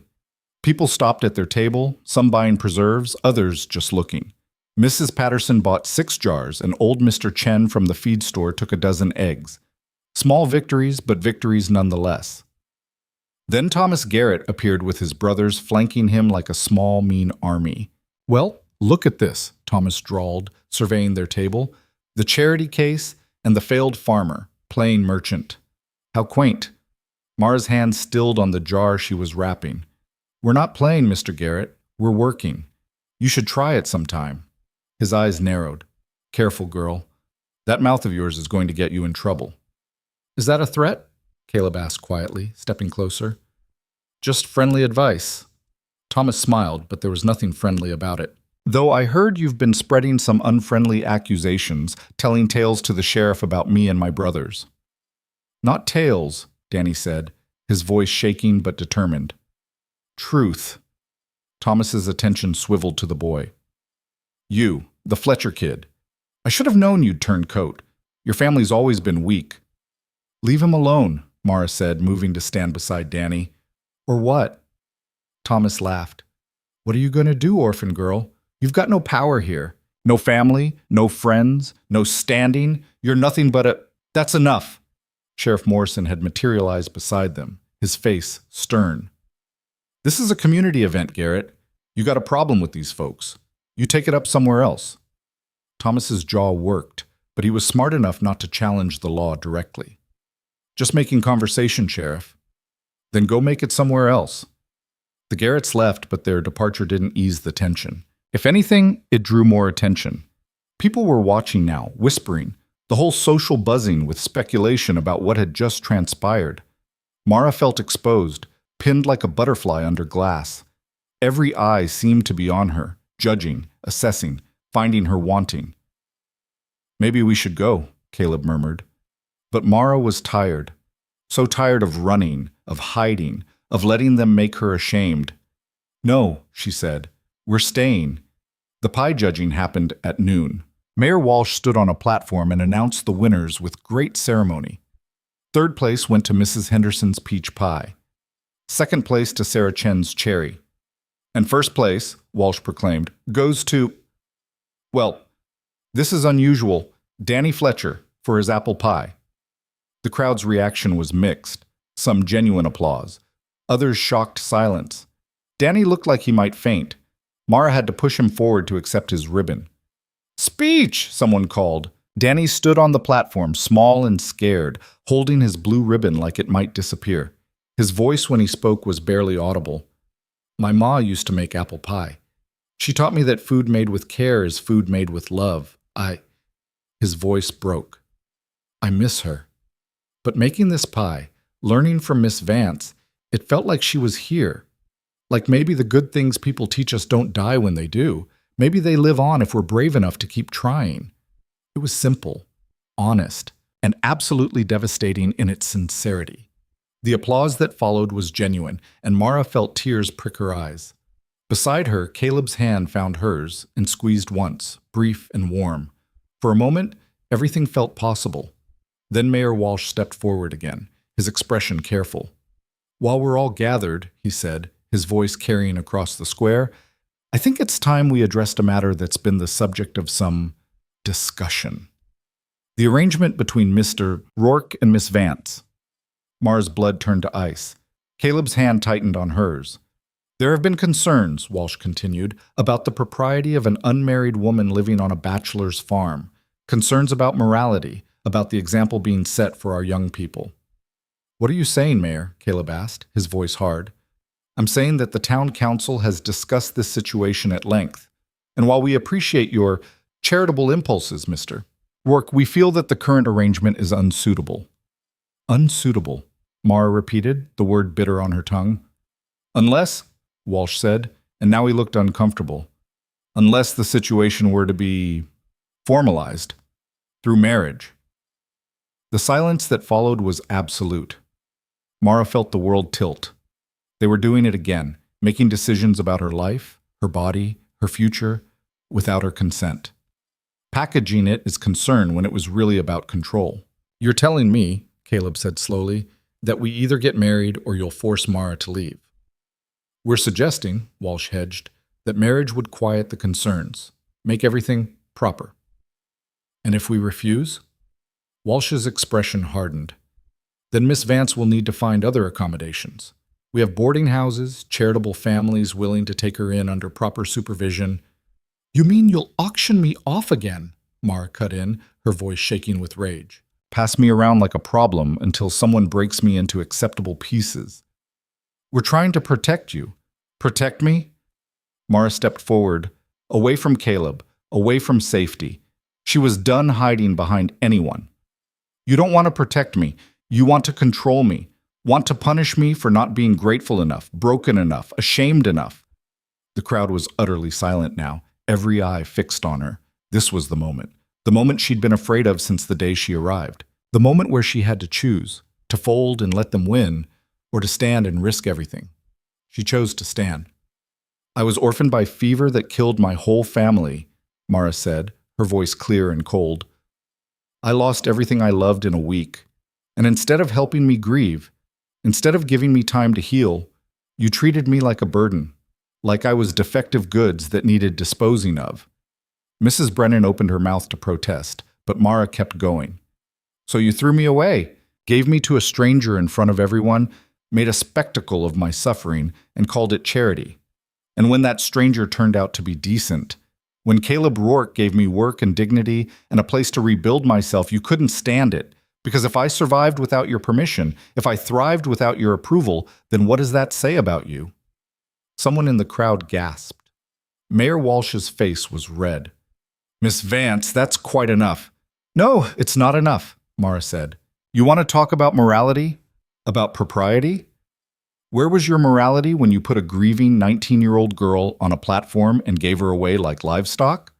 Where was your propriety when you gossiped about me, judged me, made assumptions about my character based on nothing but your own small-minded cruelty? She turned in a slow circle, making eye contact with as many people as she could. I'm not ashamed anymore, she said. I'm not going to apologize for surviving. I'm not going to marry someone just to make you comfortable. And I'm not going to leave the only place I've found peace since my family died. Then you leave us no choice, Walsh said stiffly. The council will have to take action. What action? Caleb stepped forward, his voice cutting through the mayor's bluster. On what grounds? Mara's not a child. She's not property. She's a free woman who works for wages and lives in separate quarters. There's nothing illegal or immoral about our arrangement, no matter what you insinuate. Public opinion. Public opinion isn't law, Caleb said flatly. You want to force her out? Fine. Try it. But you'll have to explain to the whole territory why Ashford's government spends its time harassing orphans instead of actually governing. It was a standoff, tense and ugly, with the whole town watching. Then a voice spoke up from the crowd. I think they should be left alone. Heads turned. Mrs. Patterson stood there, her round face set in determination. Sarah and I were just saying, she continued, gesturing to Mrs. Chen beside her, that Mara's preserves are the best we've had in years, and that garden of theirs is producing better than anyone's in the county. They're doing honest work and not bothering anyone. Why should we care about anything else? Exactly right, Mr. Chen added. Caleb Rourke's been nothing but honest in all his dealings. Man deserves to be left in peace. More voices joined in, a murmur of agreement rippling through the crowd. Not everyone. Plenty of people still look scandalized or disapproving. But enough. Enough to make the mayor hesitate, to make him realize that this wasn't the unified community condemnation he'd expected. Walsh looked around, clearly calculating, then cleared his throat. Well, he said, trying to recover his authority, I'm pleased to see such spirited civic engagement. The council will take these perspectives under advisement. For now, I think we should return to enjoying our harvest social. It was a retreat dressed up as magnanimity, but it was still a retreat. The crowd began to disperse, breaking into smaller conversations, though many people still cast curious glances at Mara and Caleb. Danny appeared at Mara's side, still clutching his ribbon. That was, he started, then couldn't seem to find the words. Stupid, Mara said, her legs suddenly shaky. That was stupid. I just made an enemy of half the town. No, Caleb said quietly. You made them see you, really see you. That's different. But Mara wasn't so sure. As they packed up their table and prepared to leave, she could feel the weight of all those stares, All that judgment. She'd wanted to be brave, to fight back. But bravery felt an awful lot like standing on the edge of a cliff with nothing but air beneath her. The ride home was quiet, all three of them lost in their own thoughts. Danny sat between them, tired but glowing with his victory. When they dropped him at the edge of town, he turned back. "Thank you," he said simply, "for everything." After he left, Caleb and Mara continued in silence. The sun was setting, painting the sky in violent shades of orange and purple, beautiful and indifferent to human drama. "You didn't have to defend me," Mara said finally. "To the mayor. You could have just agreed to send me away, would have been easier." "Easier isn't always right. This is going to cause problems for you, for the farm. The Garretts will use it as ammunition, and the town council. Mara!" Caleb pulled the wagon to a stop and turned to face her. "Do you want to leave?" "What? Do you want to leave?" he repeated. "Because if you do, I'll help you. I'll give you money, references, whatever you need to start somewhere else. No judgment, no obligation." Mara stared at him. "Why would you do that?" "Because you deserve a choice. A real one. Not the fake choice the mayor offered. Not marriage or exile. Just, what do you actually want?" It was such a simple question, such an impossible question. What did she want? 6 months ago, she would have said survival, a roof, food, safety, the basics. But now? Now she wanted the garden she'd rebuilt, wanted the satisfaction of watching vegetables flourish under her care, wanted the quiet evenings reading while Caleb worked, the comfortable silence that had developed between them, wanted to see Danny grow up, see if he could become something more than his poverty demanded, wanted to prove to herself and everyone else that she could build a life from ashes, wanted to stay. "I don't want to leave," she said quietly, "but I don't want to marry you either. No offense." The corner of Caleb's mouth twitched. "None taken. So what do we do?" "We keep going," Caleb said simply. "Same as we've been doing. We work the farm, ignore the gossip, and live our lives. Eventually, they'll find something else to talk about. And if they don't, then we deal with it when it comes." It wasn't a perfect answer, but it was honest, and right now, honesty was more valuable than certainty. They arrived home as the last light was fading. The farm looked exactly as they'd left it, small, struggling, theirs. Blue came bounding up to greet them, tail wagging, and for a moment everything felt almost normal. But as Mara helped unload the wagon, she noticed something that made her heart stop. On the porch, arranged carefully, was a bundle of wildflowers tied with a ribbon. And beside it, a note. Caleb saw it at the same time. He picked up the note, his face darkening as he read. "What does it say?" Mara asked, though part of her didn't want to know. Caleb handed it to her without a word. The message was short, written in crude block letters. "Whores don't get happy endings." Mara felt something cold settle in her stomach. The flowers weren't a gift, they were a threat, a reminder that someone was watching, waiting, planning. "Inside," Caleb said tersely. "Now." They spent that night on edge, jumping at every sound. Caleb sat by the window with his rifle, and Mara tried to sleep but couldn't. Every creak of the house settling sounded like footsteps. Every gust of wind sounded like whispers. By morning, exhaustion had made everything feel surreal. But there were chores to do, animals to feed, work that wouldn't wait for fear to pass. Danny arrived as usual, took one look at their faces, and knew something was wrong. "What happened?" Mara showed him the note. His young face went pale, then hard. "The Garretts." "Probably," Caleb agreed. "But we can't prove it. So they just get away with it. For now." Danny's hands clenched into fists. "That's not right." "No," Mara said. "It's not. But right doesn't always win, Danny. Sometimes you just have to survive long enough to see tomorrow." The boy looked at her, and she saw her own anger and helplessness reflected in his eyes. It wasn't fair. None of this was fair. But fairness was another luxury they couldn't afford. They worked through the day, all three of them, trying to maintain normalcy through sheer stubborn will. But the note's words haunted Mara. Whores don't get happy endings. Was that true? Was she doomed to be forever defined by other people's cruelty, their assumptions, their judgments?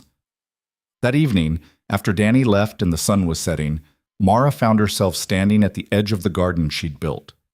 The plants were thriving, heavy with late-season vegetables.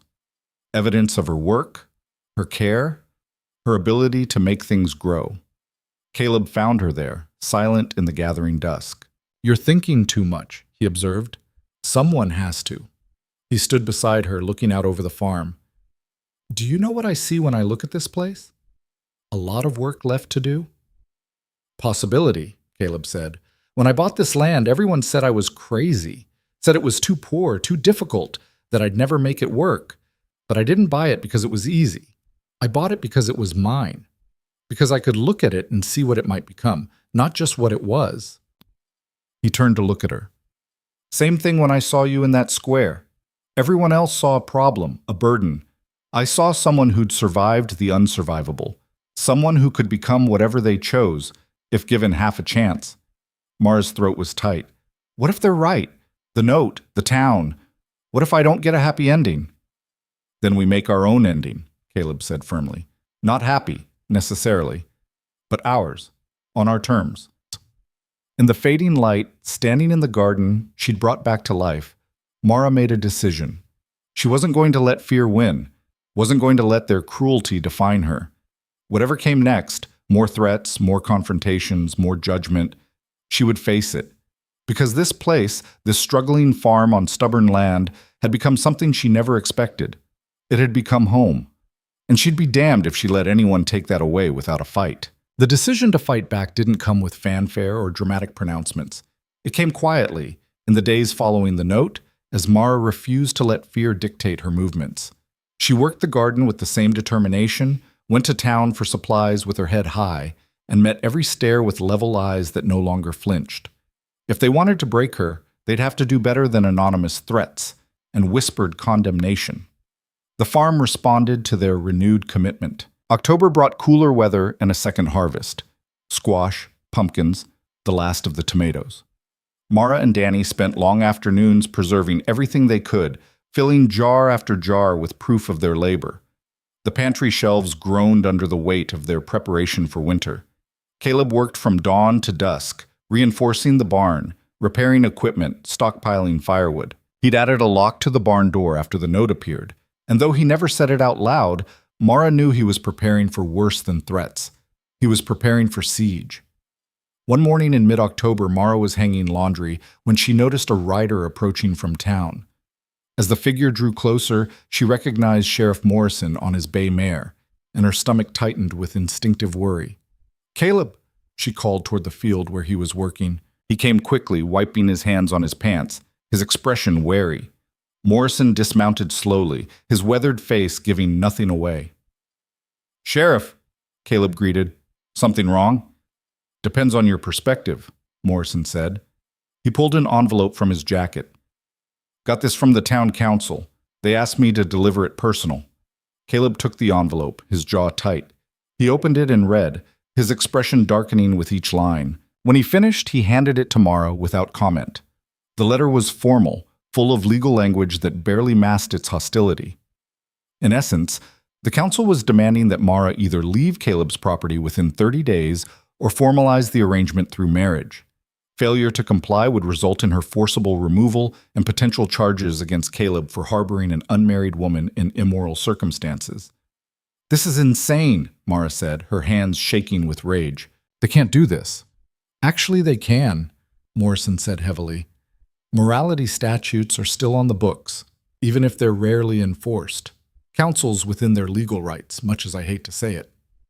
"So what are you here for?" Caleb asked. "To arrest us?" "To warn you," Morrison said. "Thomas Garrett's been in my office twice this week, pushing for immediate action.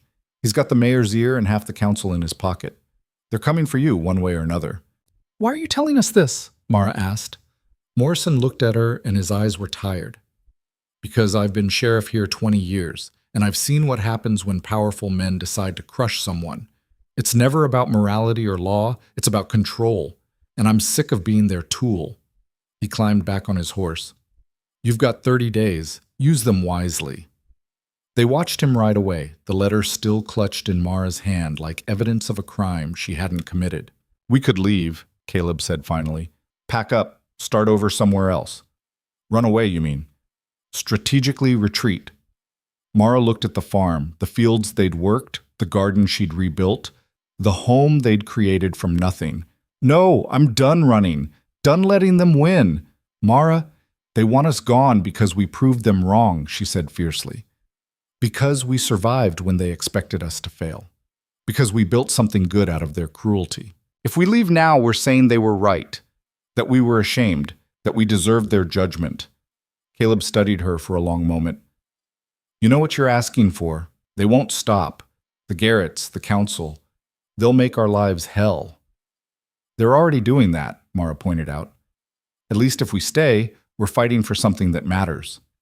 A slow smile spread across Caleb's face, the first genuine smile she'd seen in days. All right then. We stay. We fight. How? I'm still figuring that out. The answer came from an unexpected source 2 days later when Mrs. Patterson appeared at the farm with Sarah Chen and 3 other women from town. Mara watched them approach with confusion and suspicion. What new condemnation was this? But Mrs. Patterson's round face was determined, not hostile. We've come to help. Help with what? Mara asked cautiously. With fighting the council's nonsense, Mrs. Patterson said briskly. We've been organizing. There are more people in Ashford who think this morality campaign is ridiculous than you'd expect. We just needed someone brave enough to stand up first.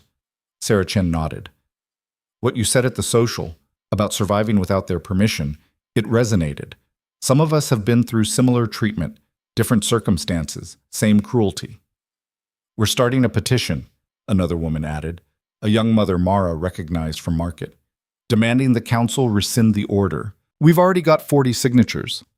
Mara felt something crack open in her chest. Hope, fragile and tentative. Why would you do this? For me.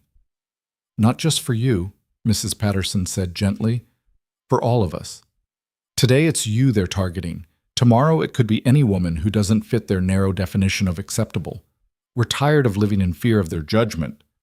They stayed for an hour, drinking tea and strategizing. The petition was one front. Several sympathetic council members who could be swayed, public pressure through the market and social gatherings. It wasn't much, but it was something. After they left, Mara found Caleb in the barn, and when she told him about the visitors, his relief was palpable. You're not alone in this, he said. You never were.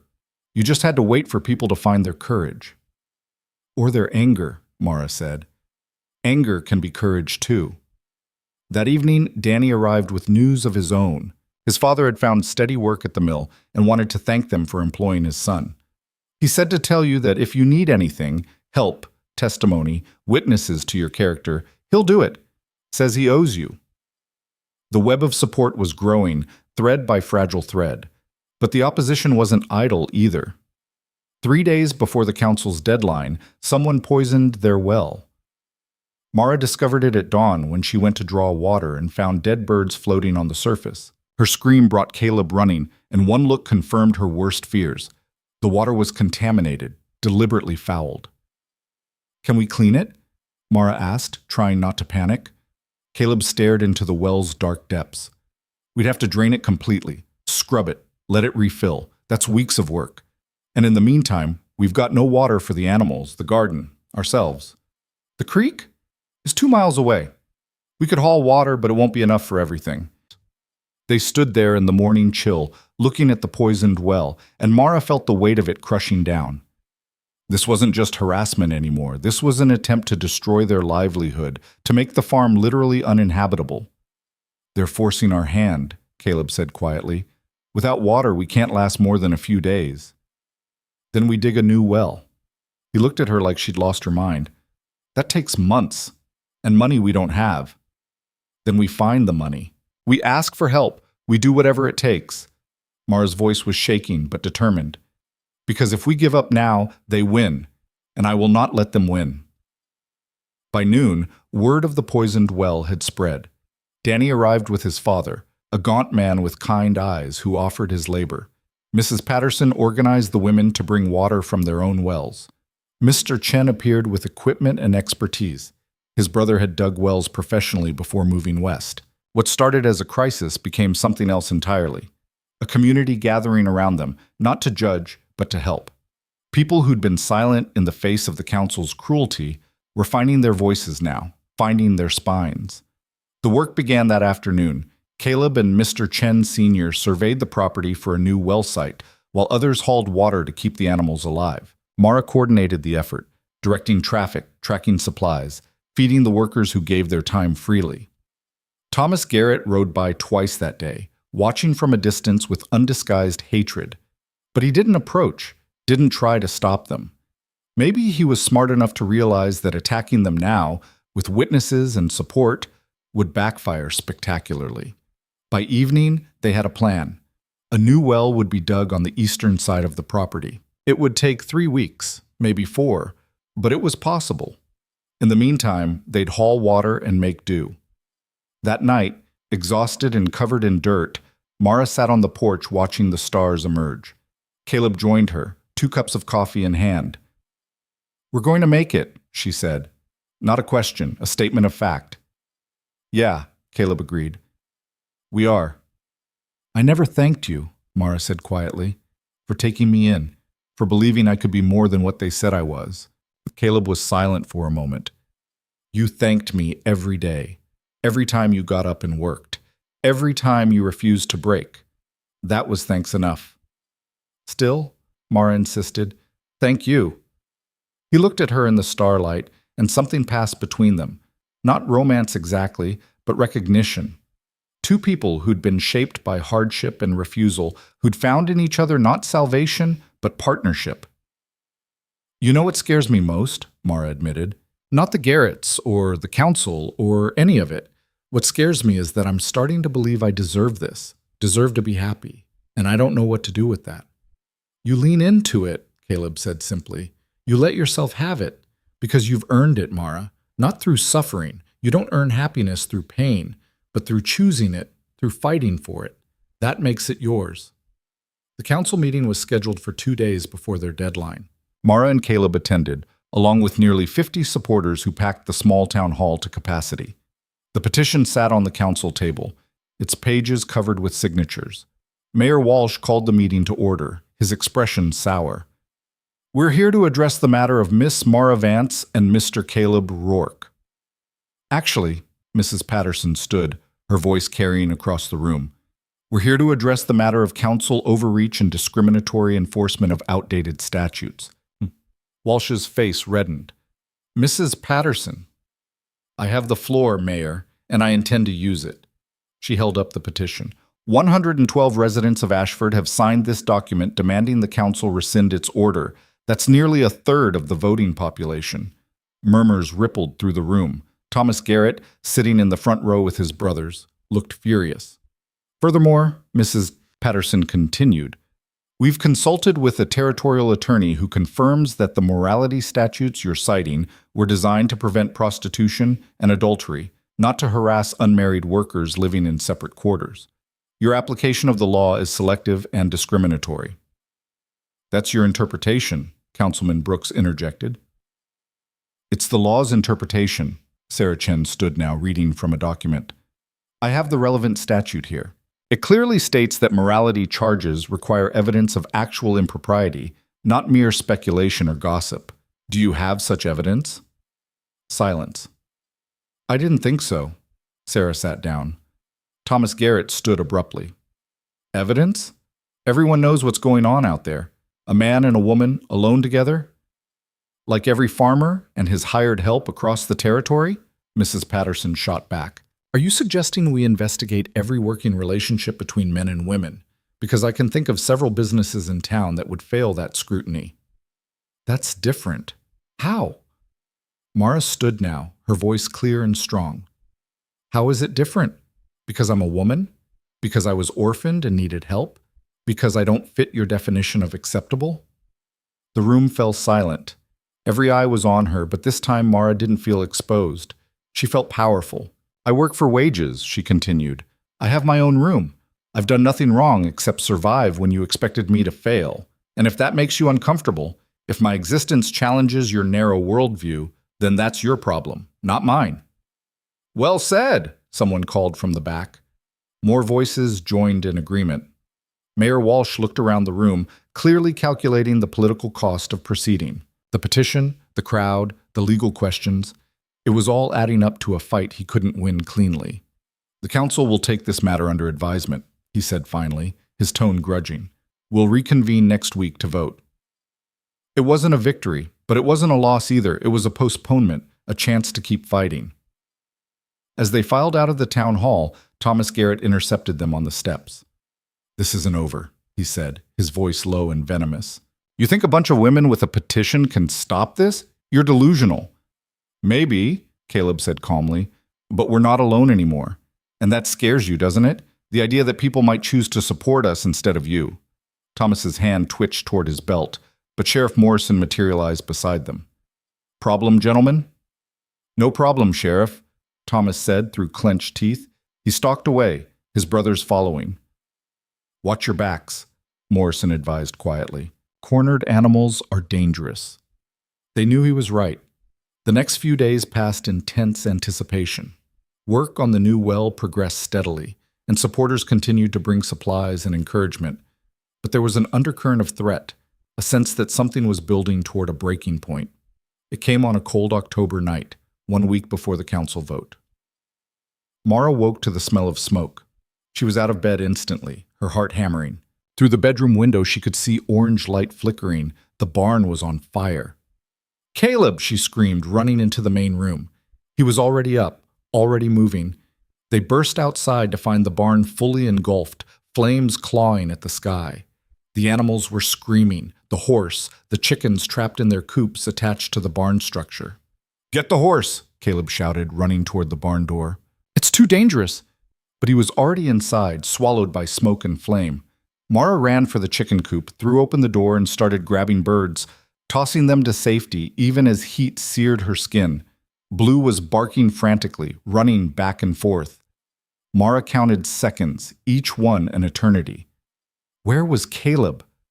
Then he emerged, leading the terrified horse, his shirt smoldering. They got the animal to safety just as the barn roof collapsed with a roar of sparks and destruction. They stood there watching it burn, watching months of work and irreplaceable tools turn to ash. There was nothing to do but witness the destruction. The well was still poisoned. They didn't even have water to fight the fire. By dawn, only the stone foundation remained, black and smoking. Everything else was gone. Danny arrived to find them sitting in the yard, covered in soot and ash, staring at the ruins. His young face crumpled. "No," he whispered. "No, no, no." It's all right," Mara said automatically, though it wasn't. It absolutely wasn't. "It's not all right," Danny's voice cracked. "They did this. The Garretts did this, and everyone knows it, and they're going to get away with it." "We don't know that for certain," Caleb said wearily. "Yes, we do." The boy was crying now, angry tears streaming down his face. "Just like we know they poisoned the well and cut the fence and left that note. Just like we know the whole town knows, and nobody does anything because they're too scared or too mean or too—" "Enough," Mara said gently. She stood and put her hands on Danny's shoulders. "I know you're angry. I'm angry too. But we can't let anger make us stupid. Then what do? It was Caleb who answered, standing slowly, looking at the smoking ruins with something hard and final in his expression. "We rebuild," he said. "We rebuild everything, and we make it better than before." "With what?" Danny asked desperately. "You've lost everything. The tools, the feed, the—" "We still have the land," Caleb said firmly. "We still have each other. We still have people willing to help. That's not nothing." By noon, those people started arriving, Mrs. Patterson with food, Mr. Chen with offers of equipment loans, the young mother from the market with her husband, ready to work. One by one, then in groups, people came. They brought lumber salvaged from old projects, tools they could spare, labor freely given. By sunset, the foundation had been cleared and plans were being drawn for a new barn, smaller than the old one, but sturdy. Sheriff Morrison appeared late in the day, surveying the damage with a grim expression. "Any witnesses?" he asked. "No," Caleb said. "It was the middle of the night." "Convenient," Morrison sighed. "I'll ask around, but without proof." "We know," Mara said. "It's fine." "It's not fine," Morrison said sharply. It's arson. It's criminal. But my hands are tied without evidence. He looked at them both. You need to be careful. Whoever did this might try again. After he left, Mara and Caleb stood in the gathering darkness, looking at the community that had formed around them. People were still working, still helping, even as the sun set. We did this, Mara said quietly. Not just the barn. All of it. We forced them to choose sides, and some of them chose us. And others chose violence, Caleb pointed out. Yes, but the violence happened because we were winning. Mara turned to look at him. They burned the barn because the petition was working, because the community was turning against them, because we proved that their power isn't absolute. Caleb considered this. So what now? Now we rebuild, and we keep going to the council vote, and we show them that you can't burn down courage. The week before the vote was a blur of activity. The new barn rose from the ashes, built by volunteer labor and donated materials. It wasn't finished, but it had walls and a roof, enough to shelter what livestock they had left. The night before the vote, Mara couldn't sleep. She sat on the porch wrapped in a blanket, watching the stars, thinking about everything that had brought them to this moment. Caleb found her there, as she'd somehow known he would. Nervous? He asked, settling beside her. Terrified, she admitted. What if we lose? Then we lose, and we figure out what comes next. Just like that? Just like that. He looked at her in the starlight. Mara, whatever happens tomorrow, you need to know something. You're not the girl they gave away in that square anymore. You're not anyone's burden or charity case. You're a woman who rebuilt a farm, stood up to bullies, and inspired a community to find its conscience. That doesn't go away no matter what the council decides.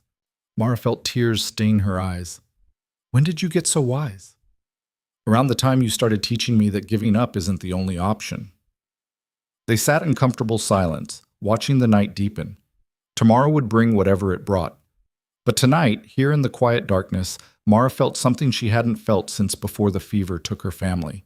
She felt like she belonged somewhere, to something, to someone, even if that someone was just herself. And that, she realized, was worth fighting for. Worth everything. The morning of the vote dawned cold and clear, the kind of autumn day that made everything sharp-edged and crystalline. Mara dressed carefully in her best dress, still patched, still worn, but clean and pressed. She braided her hair and tied it with the same ribbon she'd worn to the harvest social, the one that had witnessed her first public defiance. Caleb was already outside, checking on the animals in their temporary shelter. The new barn stood half-finished behind him, a skeleton of what it would become. But it was standing, and that counted for something. Ready? He asked when she emerged. No, Mara said honestly, but I'm going anyway. They rode to town in silence, the wagon rattling over the rutted road. Other wagons were converging on Ashford from all directions, supporters and opponents alike, drawn to witness the council's decision. By the time they arrived, the town hall was already packed, people spilling out onto the street. Mrs. Patterson waved them over to where she'd saved seats. Good turnout, she observed. The whole territory's watching this. No pressure then, Mara muttered. The council filed in at precisely 9 o'clock, their faces carefully neutral. Mayor Walsh took his position at the head table, shuffled papers importantly, and called the meeting to order. We're here to vote on the matter of Miss Mara Vance and Mr. Caleb Rourke, he announced.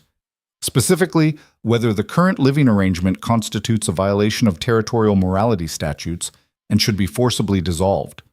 Before we vote, Councilman Brooks interjected, I'd like to enter into the record the petition signed by 112 residents requesting we dismiss this matter. Walsh's jaw tightened. So noted. Are there any other statements before we proceed? Thomas Garrett stood.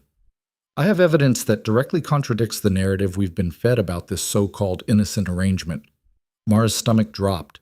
What evidence could he possibly have? Thomas pulled out a piece of paper with a theatrical flourish. This is a sworn statement from Danny Fletcher, the boy who works for Rourke. In it, he admits to witnessing improper conduct between Miss Vance and Mr. Rourke on multiple occasions. The room erupted. Mara felt the blood drain from her face. Danny would never, he couldn't have, that's a lie! The shout came from the back of the room. Danny himself pushed through the crowd, his young face flushed with rage. I never said that. I never signed anything. Thomas's smile was oily. Are you calling me a liar, boy? Yes! Danny's voice cracked but held firm. You came to me 3 days ago with that paper already written. Said if I signed it, you'd pay off my father's debt at the mill. I told you no. Told you I'd rather starve than lie about people who've been nothing but kind to me. You're mistaken, Thomas said smoothly. You were upset, confused. I'm not confused. Danny turned to the council. He's making it up, all of it. Miss Vance and Mr. Rourke have been nothing but proper. She has her own room. They treat each other with respect. The only improper thing happening is him trying to force me to lie. Sheriff Morrison stood. That's a serious accusation, son. You willing to swear to it under oath? Yes, sir. Morrison turned to Thomas. And you, Garrett. You willing to produce this supposed sworn statement? Thomas's smile faltered. I don't have it with me. Convenient, Morrison said dryly. Seems to me we've got a pattern here. Poisoned wells, burned barns, forged statements. Someone's awful determined to drive these folks out. You can't prove any of that, Thomas snarled. Maybe not yet, Morrison agreed. But I'm starting to look real close. And I got a feeling when I do, I'm going to find all sorts of interesting things. The council chamber was buzzing now, people whispering, pointing. Thomas's credibility was crumbling in real time, and he knew it. This is ridiculous, he blustered. The fact remains that an unmarried woman living with an unmarried man is inappropriate regardless of... Then I have a question, Mrs. Patterson stood, her voice cutting through the noise. Councilman Brooks, you're a widower, are you not?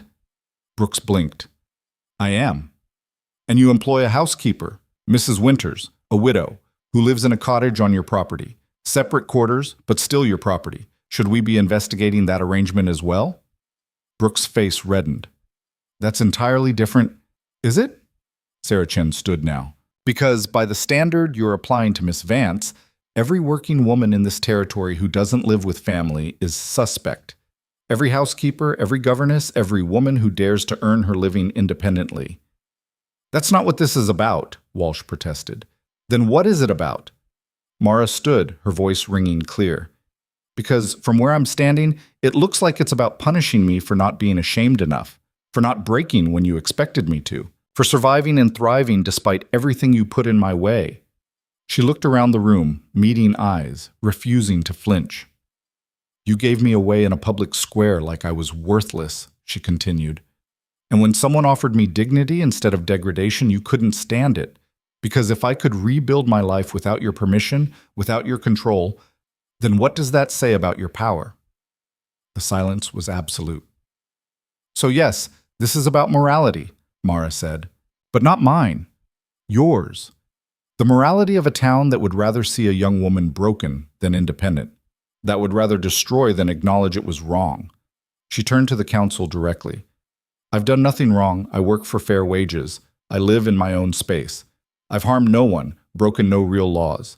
The only thing I'm guilty of is refusing to disappear quietly. And if that's enough to condemn me, then this isn't about morality at all. It's about cruelty. She sat down, her heart hammering. The room stayed quiet for a long moment, and then someone started clapping. Mrs. Patterson, her hands coming together in steady, deliberate applause. Others joined. Sarah Chen, Mr. Chen, Danny, the young mother from market. The applause spread like wildfire until half the room was on their feet.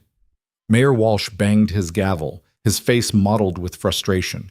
Order! We will have order! The applause died reluctantly.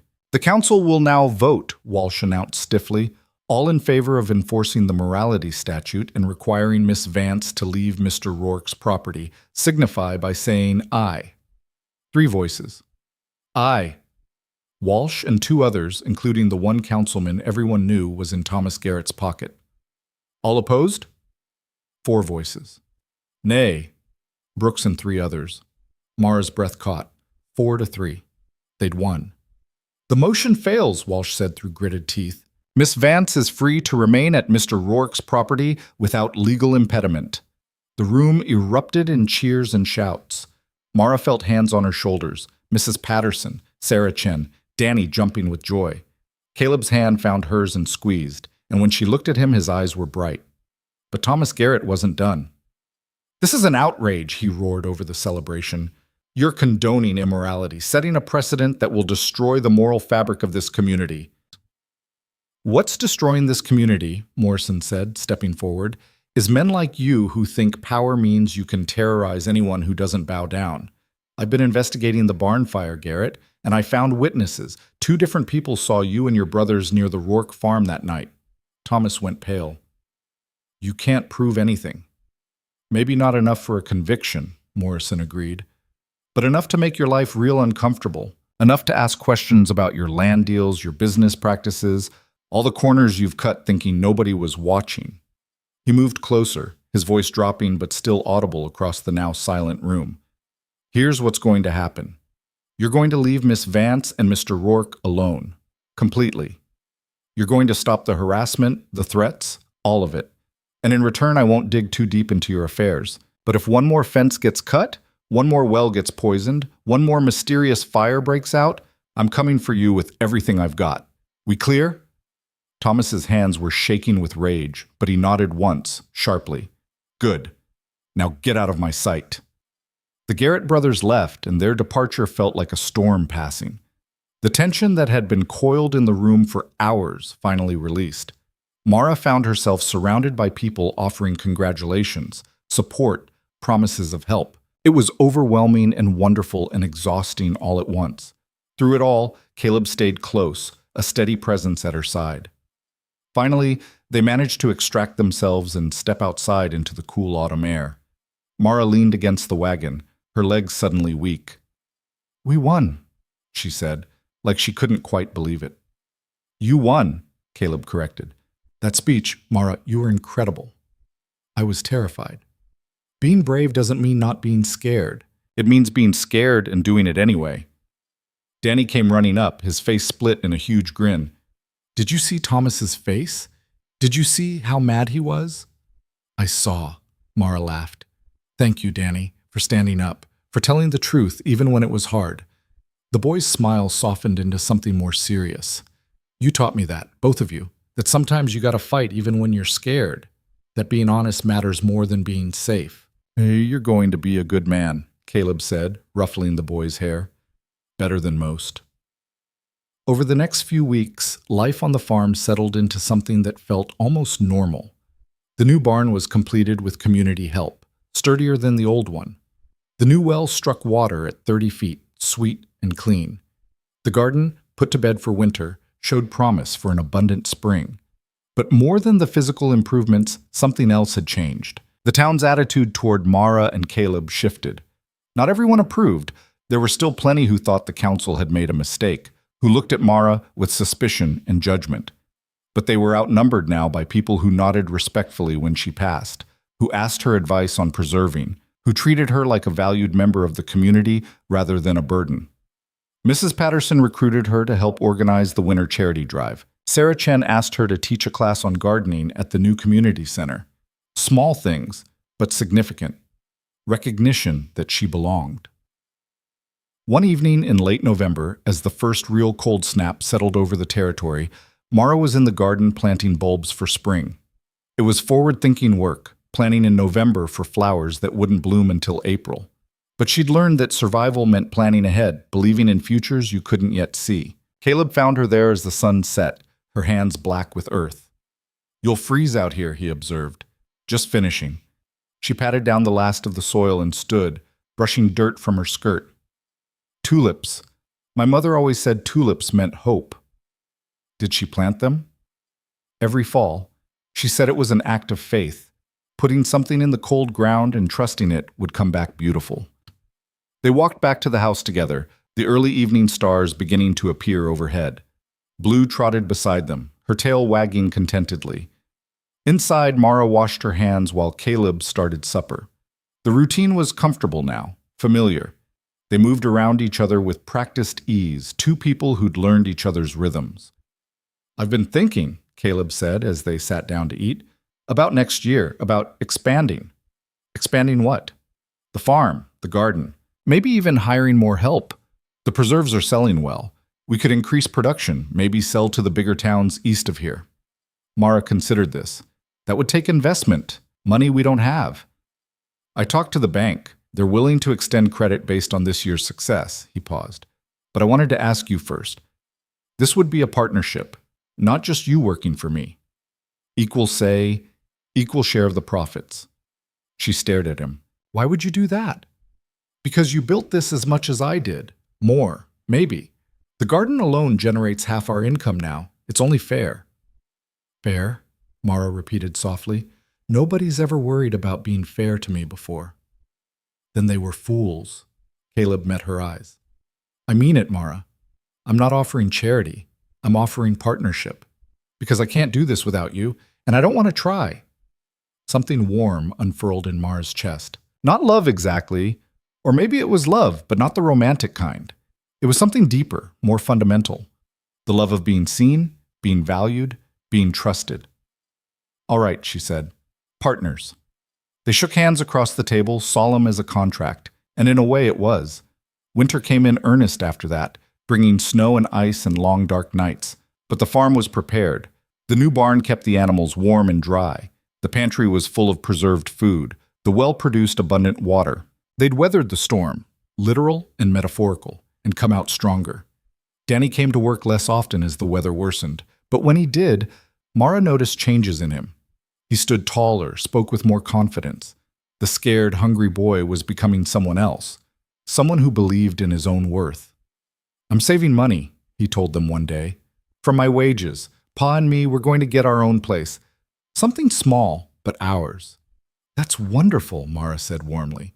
It's because of you, Danny insisted. Both of you. You showed me it was possible, that you don't have to accept what other people say you're worth. After he left, Caleb turned to Mara. You know what we did? We didn't just save ourselves. We showed other people how to save themselves. It was true. Throughout the winter, Mara noticed it again and again. A young widow who started selling baked goods at market, inspired by Mara's preserve business. A girl who refused an arranged marriage her father tried to force, citing Mara's defiance of the council. Small rebellions, small victories, all rippling out from one woman's refusal to be broken. On Christmas Eve, a knock came at the door. Mara opened it to find Sheriff Morrison standing in the snow, a package in his hands. This came for you, he said, handing it over. From the territorial governor's office. Mara took the package with confusion. Why would the governor send her anything? Inside was a letter in a small medal. The letter explained that her case, the council vote, and the community response had been noted at the territorial level. There was talk of reforming the morality statutes, of modernizing laws to protect women's independence rather than restrict it. The medal was in recognition of her courage in standing up for justice. You changed things, Morrison said simply, more than you know. After he left, Mara showed the letter to Caleb. He read it twice, then looked at her with something like awe. You're going to be in history books, he said. I don't want to be in history books. I just wanted to be left alone. Too late, Caleb smiled. You're a symbol now, whether you want to be or not. But Mara found she didn't mind as much as she'd expected. If her suffering could mean something, if her fight could help others, then maybe it had been worth it. Spring came eventually, as it always does. The snow melted, the creek ran high, and one morning in early April, Mara woke to find green shoots pushing through the soil where she'd planted bulbs. She stood in the garden watching them emerge, tiny, determined, impossibly hopeful, and felt tears stream down her face. Caleb found her there, crying in the morning sun. What's wrong? He asked, concerned. Nothing, Mara said, laughing through tears. Nothing's wrong. They're growing. The tulips are growing. He understood. It wasn't really about the flowers. It was about faith rewarded, about winter ending, about the promise that things buried in darkness could still come back to life. By mid-April, the garden was flourishing. Mara expanded it, doubling the size, planting new varieties. The preserves business grew too.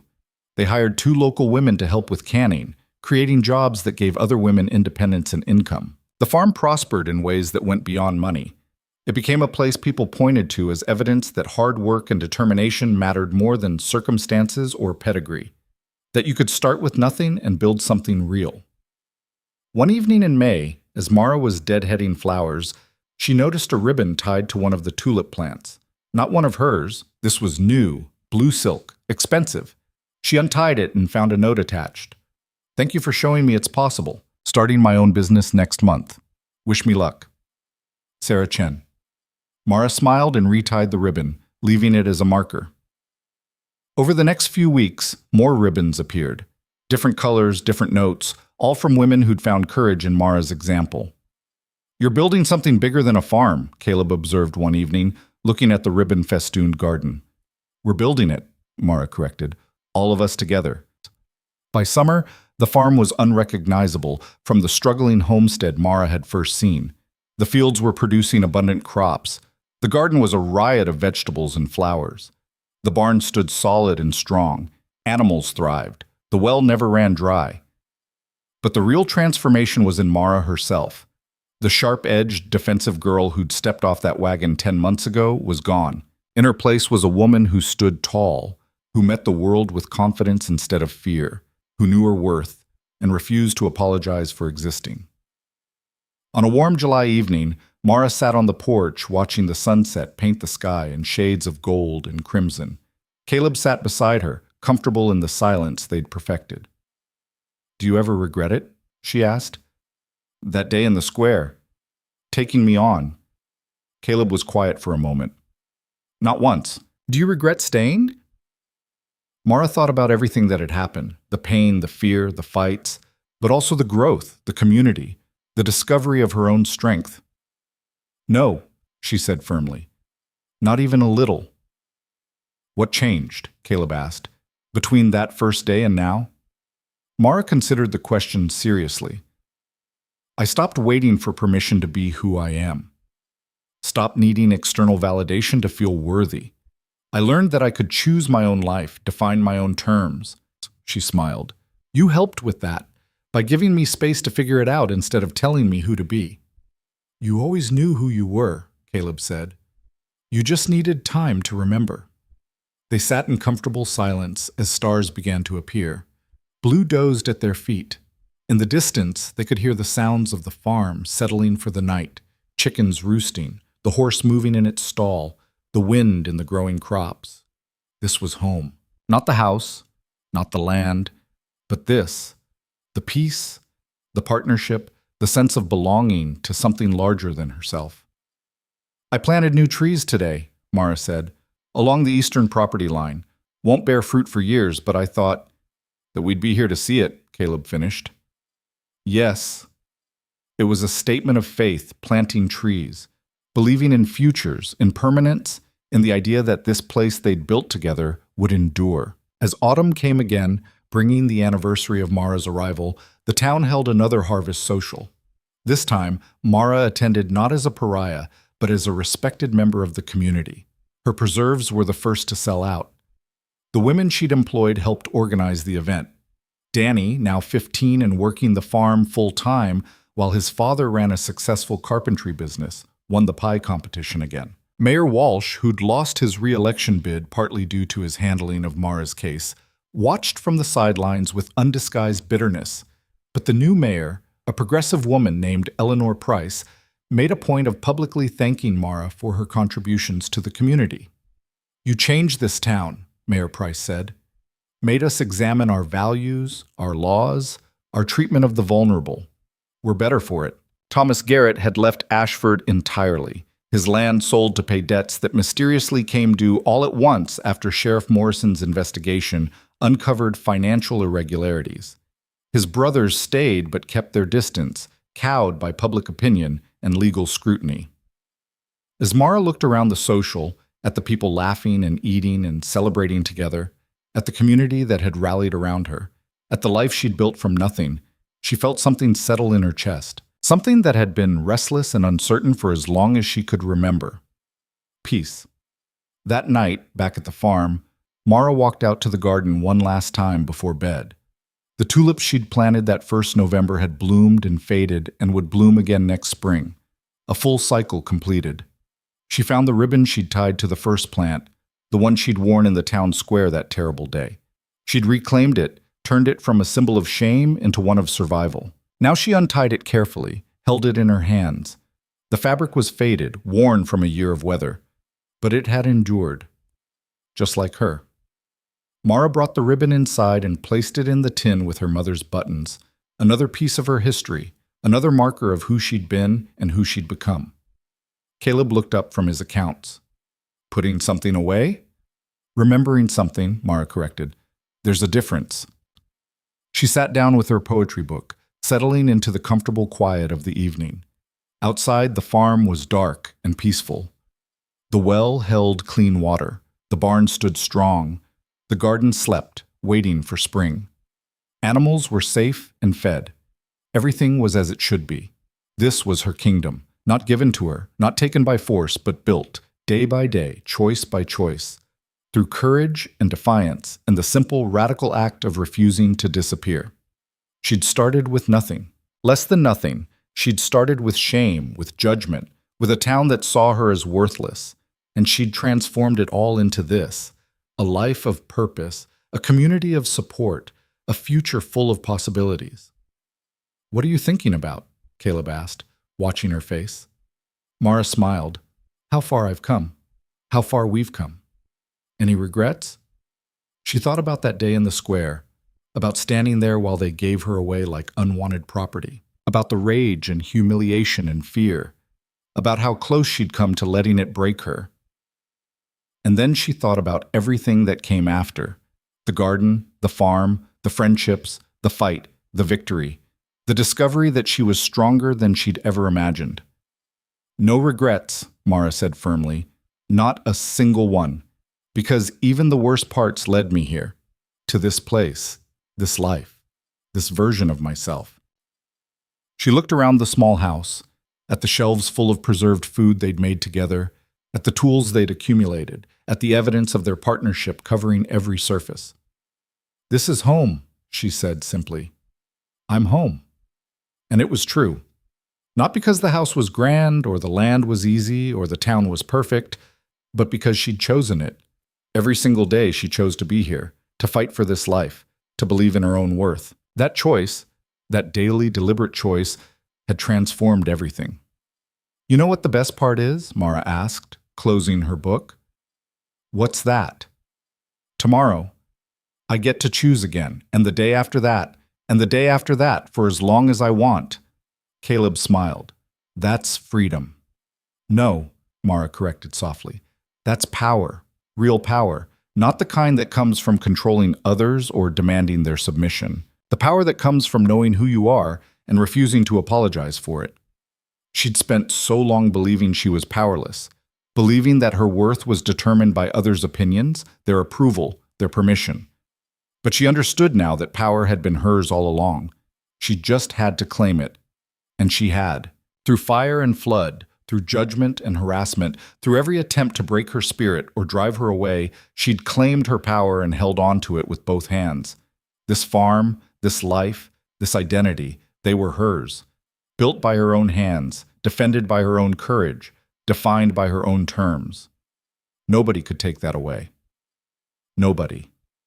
As Mara climbed into bed that night, she looked around the small bedroom that had been her sanctuary and her fortress. Tomorrow, she'd wake with the sun and tend the garden. She'd preserve food and manage accounts and plan for the future. She'd continue building this life she'd created, and she'd do it all by choice. Her choice. That was victory. That was triumph. Not the council vote or the governor's medal or the town's grudging respect. This, the quiet satisfaction of knowing she'd survived, endured, and ultimately thrived on her own terms. Mara closed her eyes and smiled in the darkness. She'd been given away in a town square like she was nothing, and she'd turned that nothing into everything, her kingdom, her home, her choice, hers.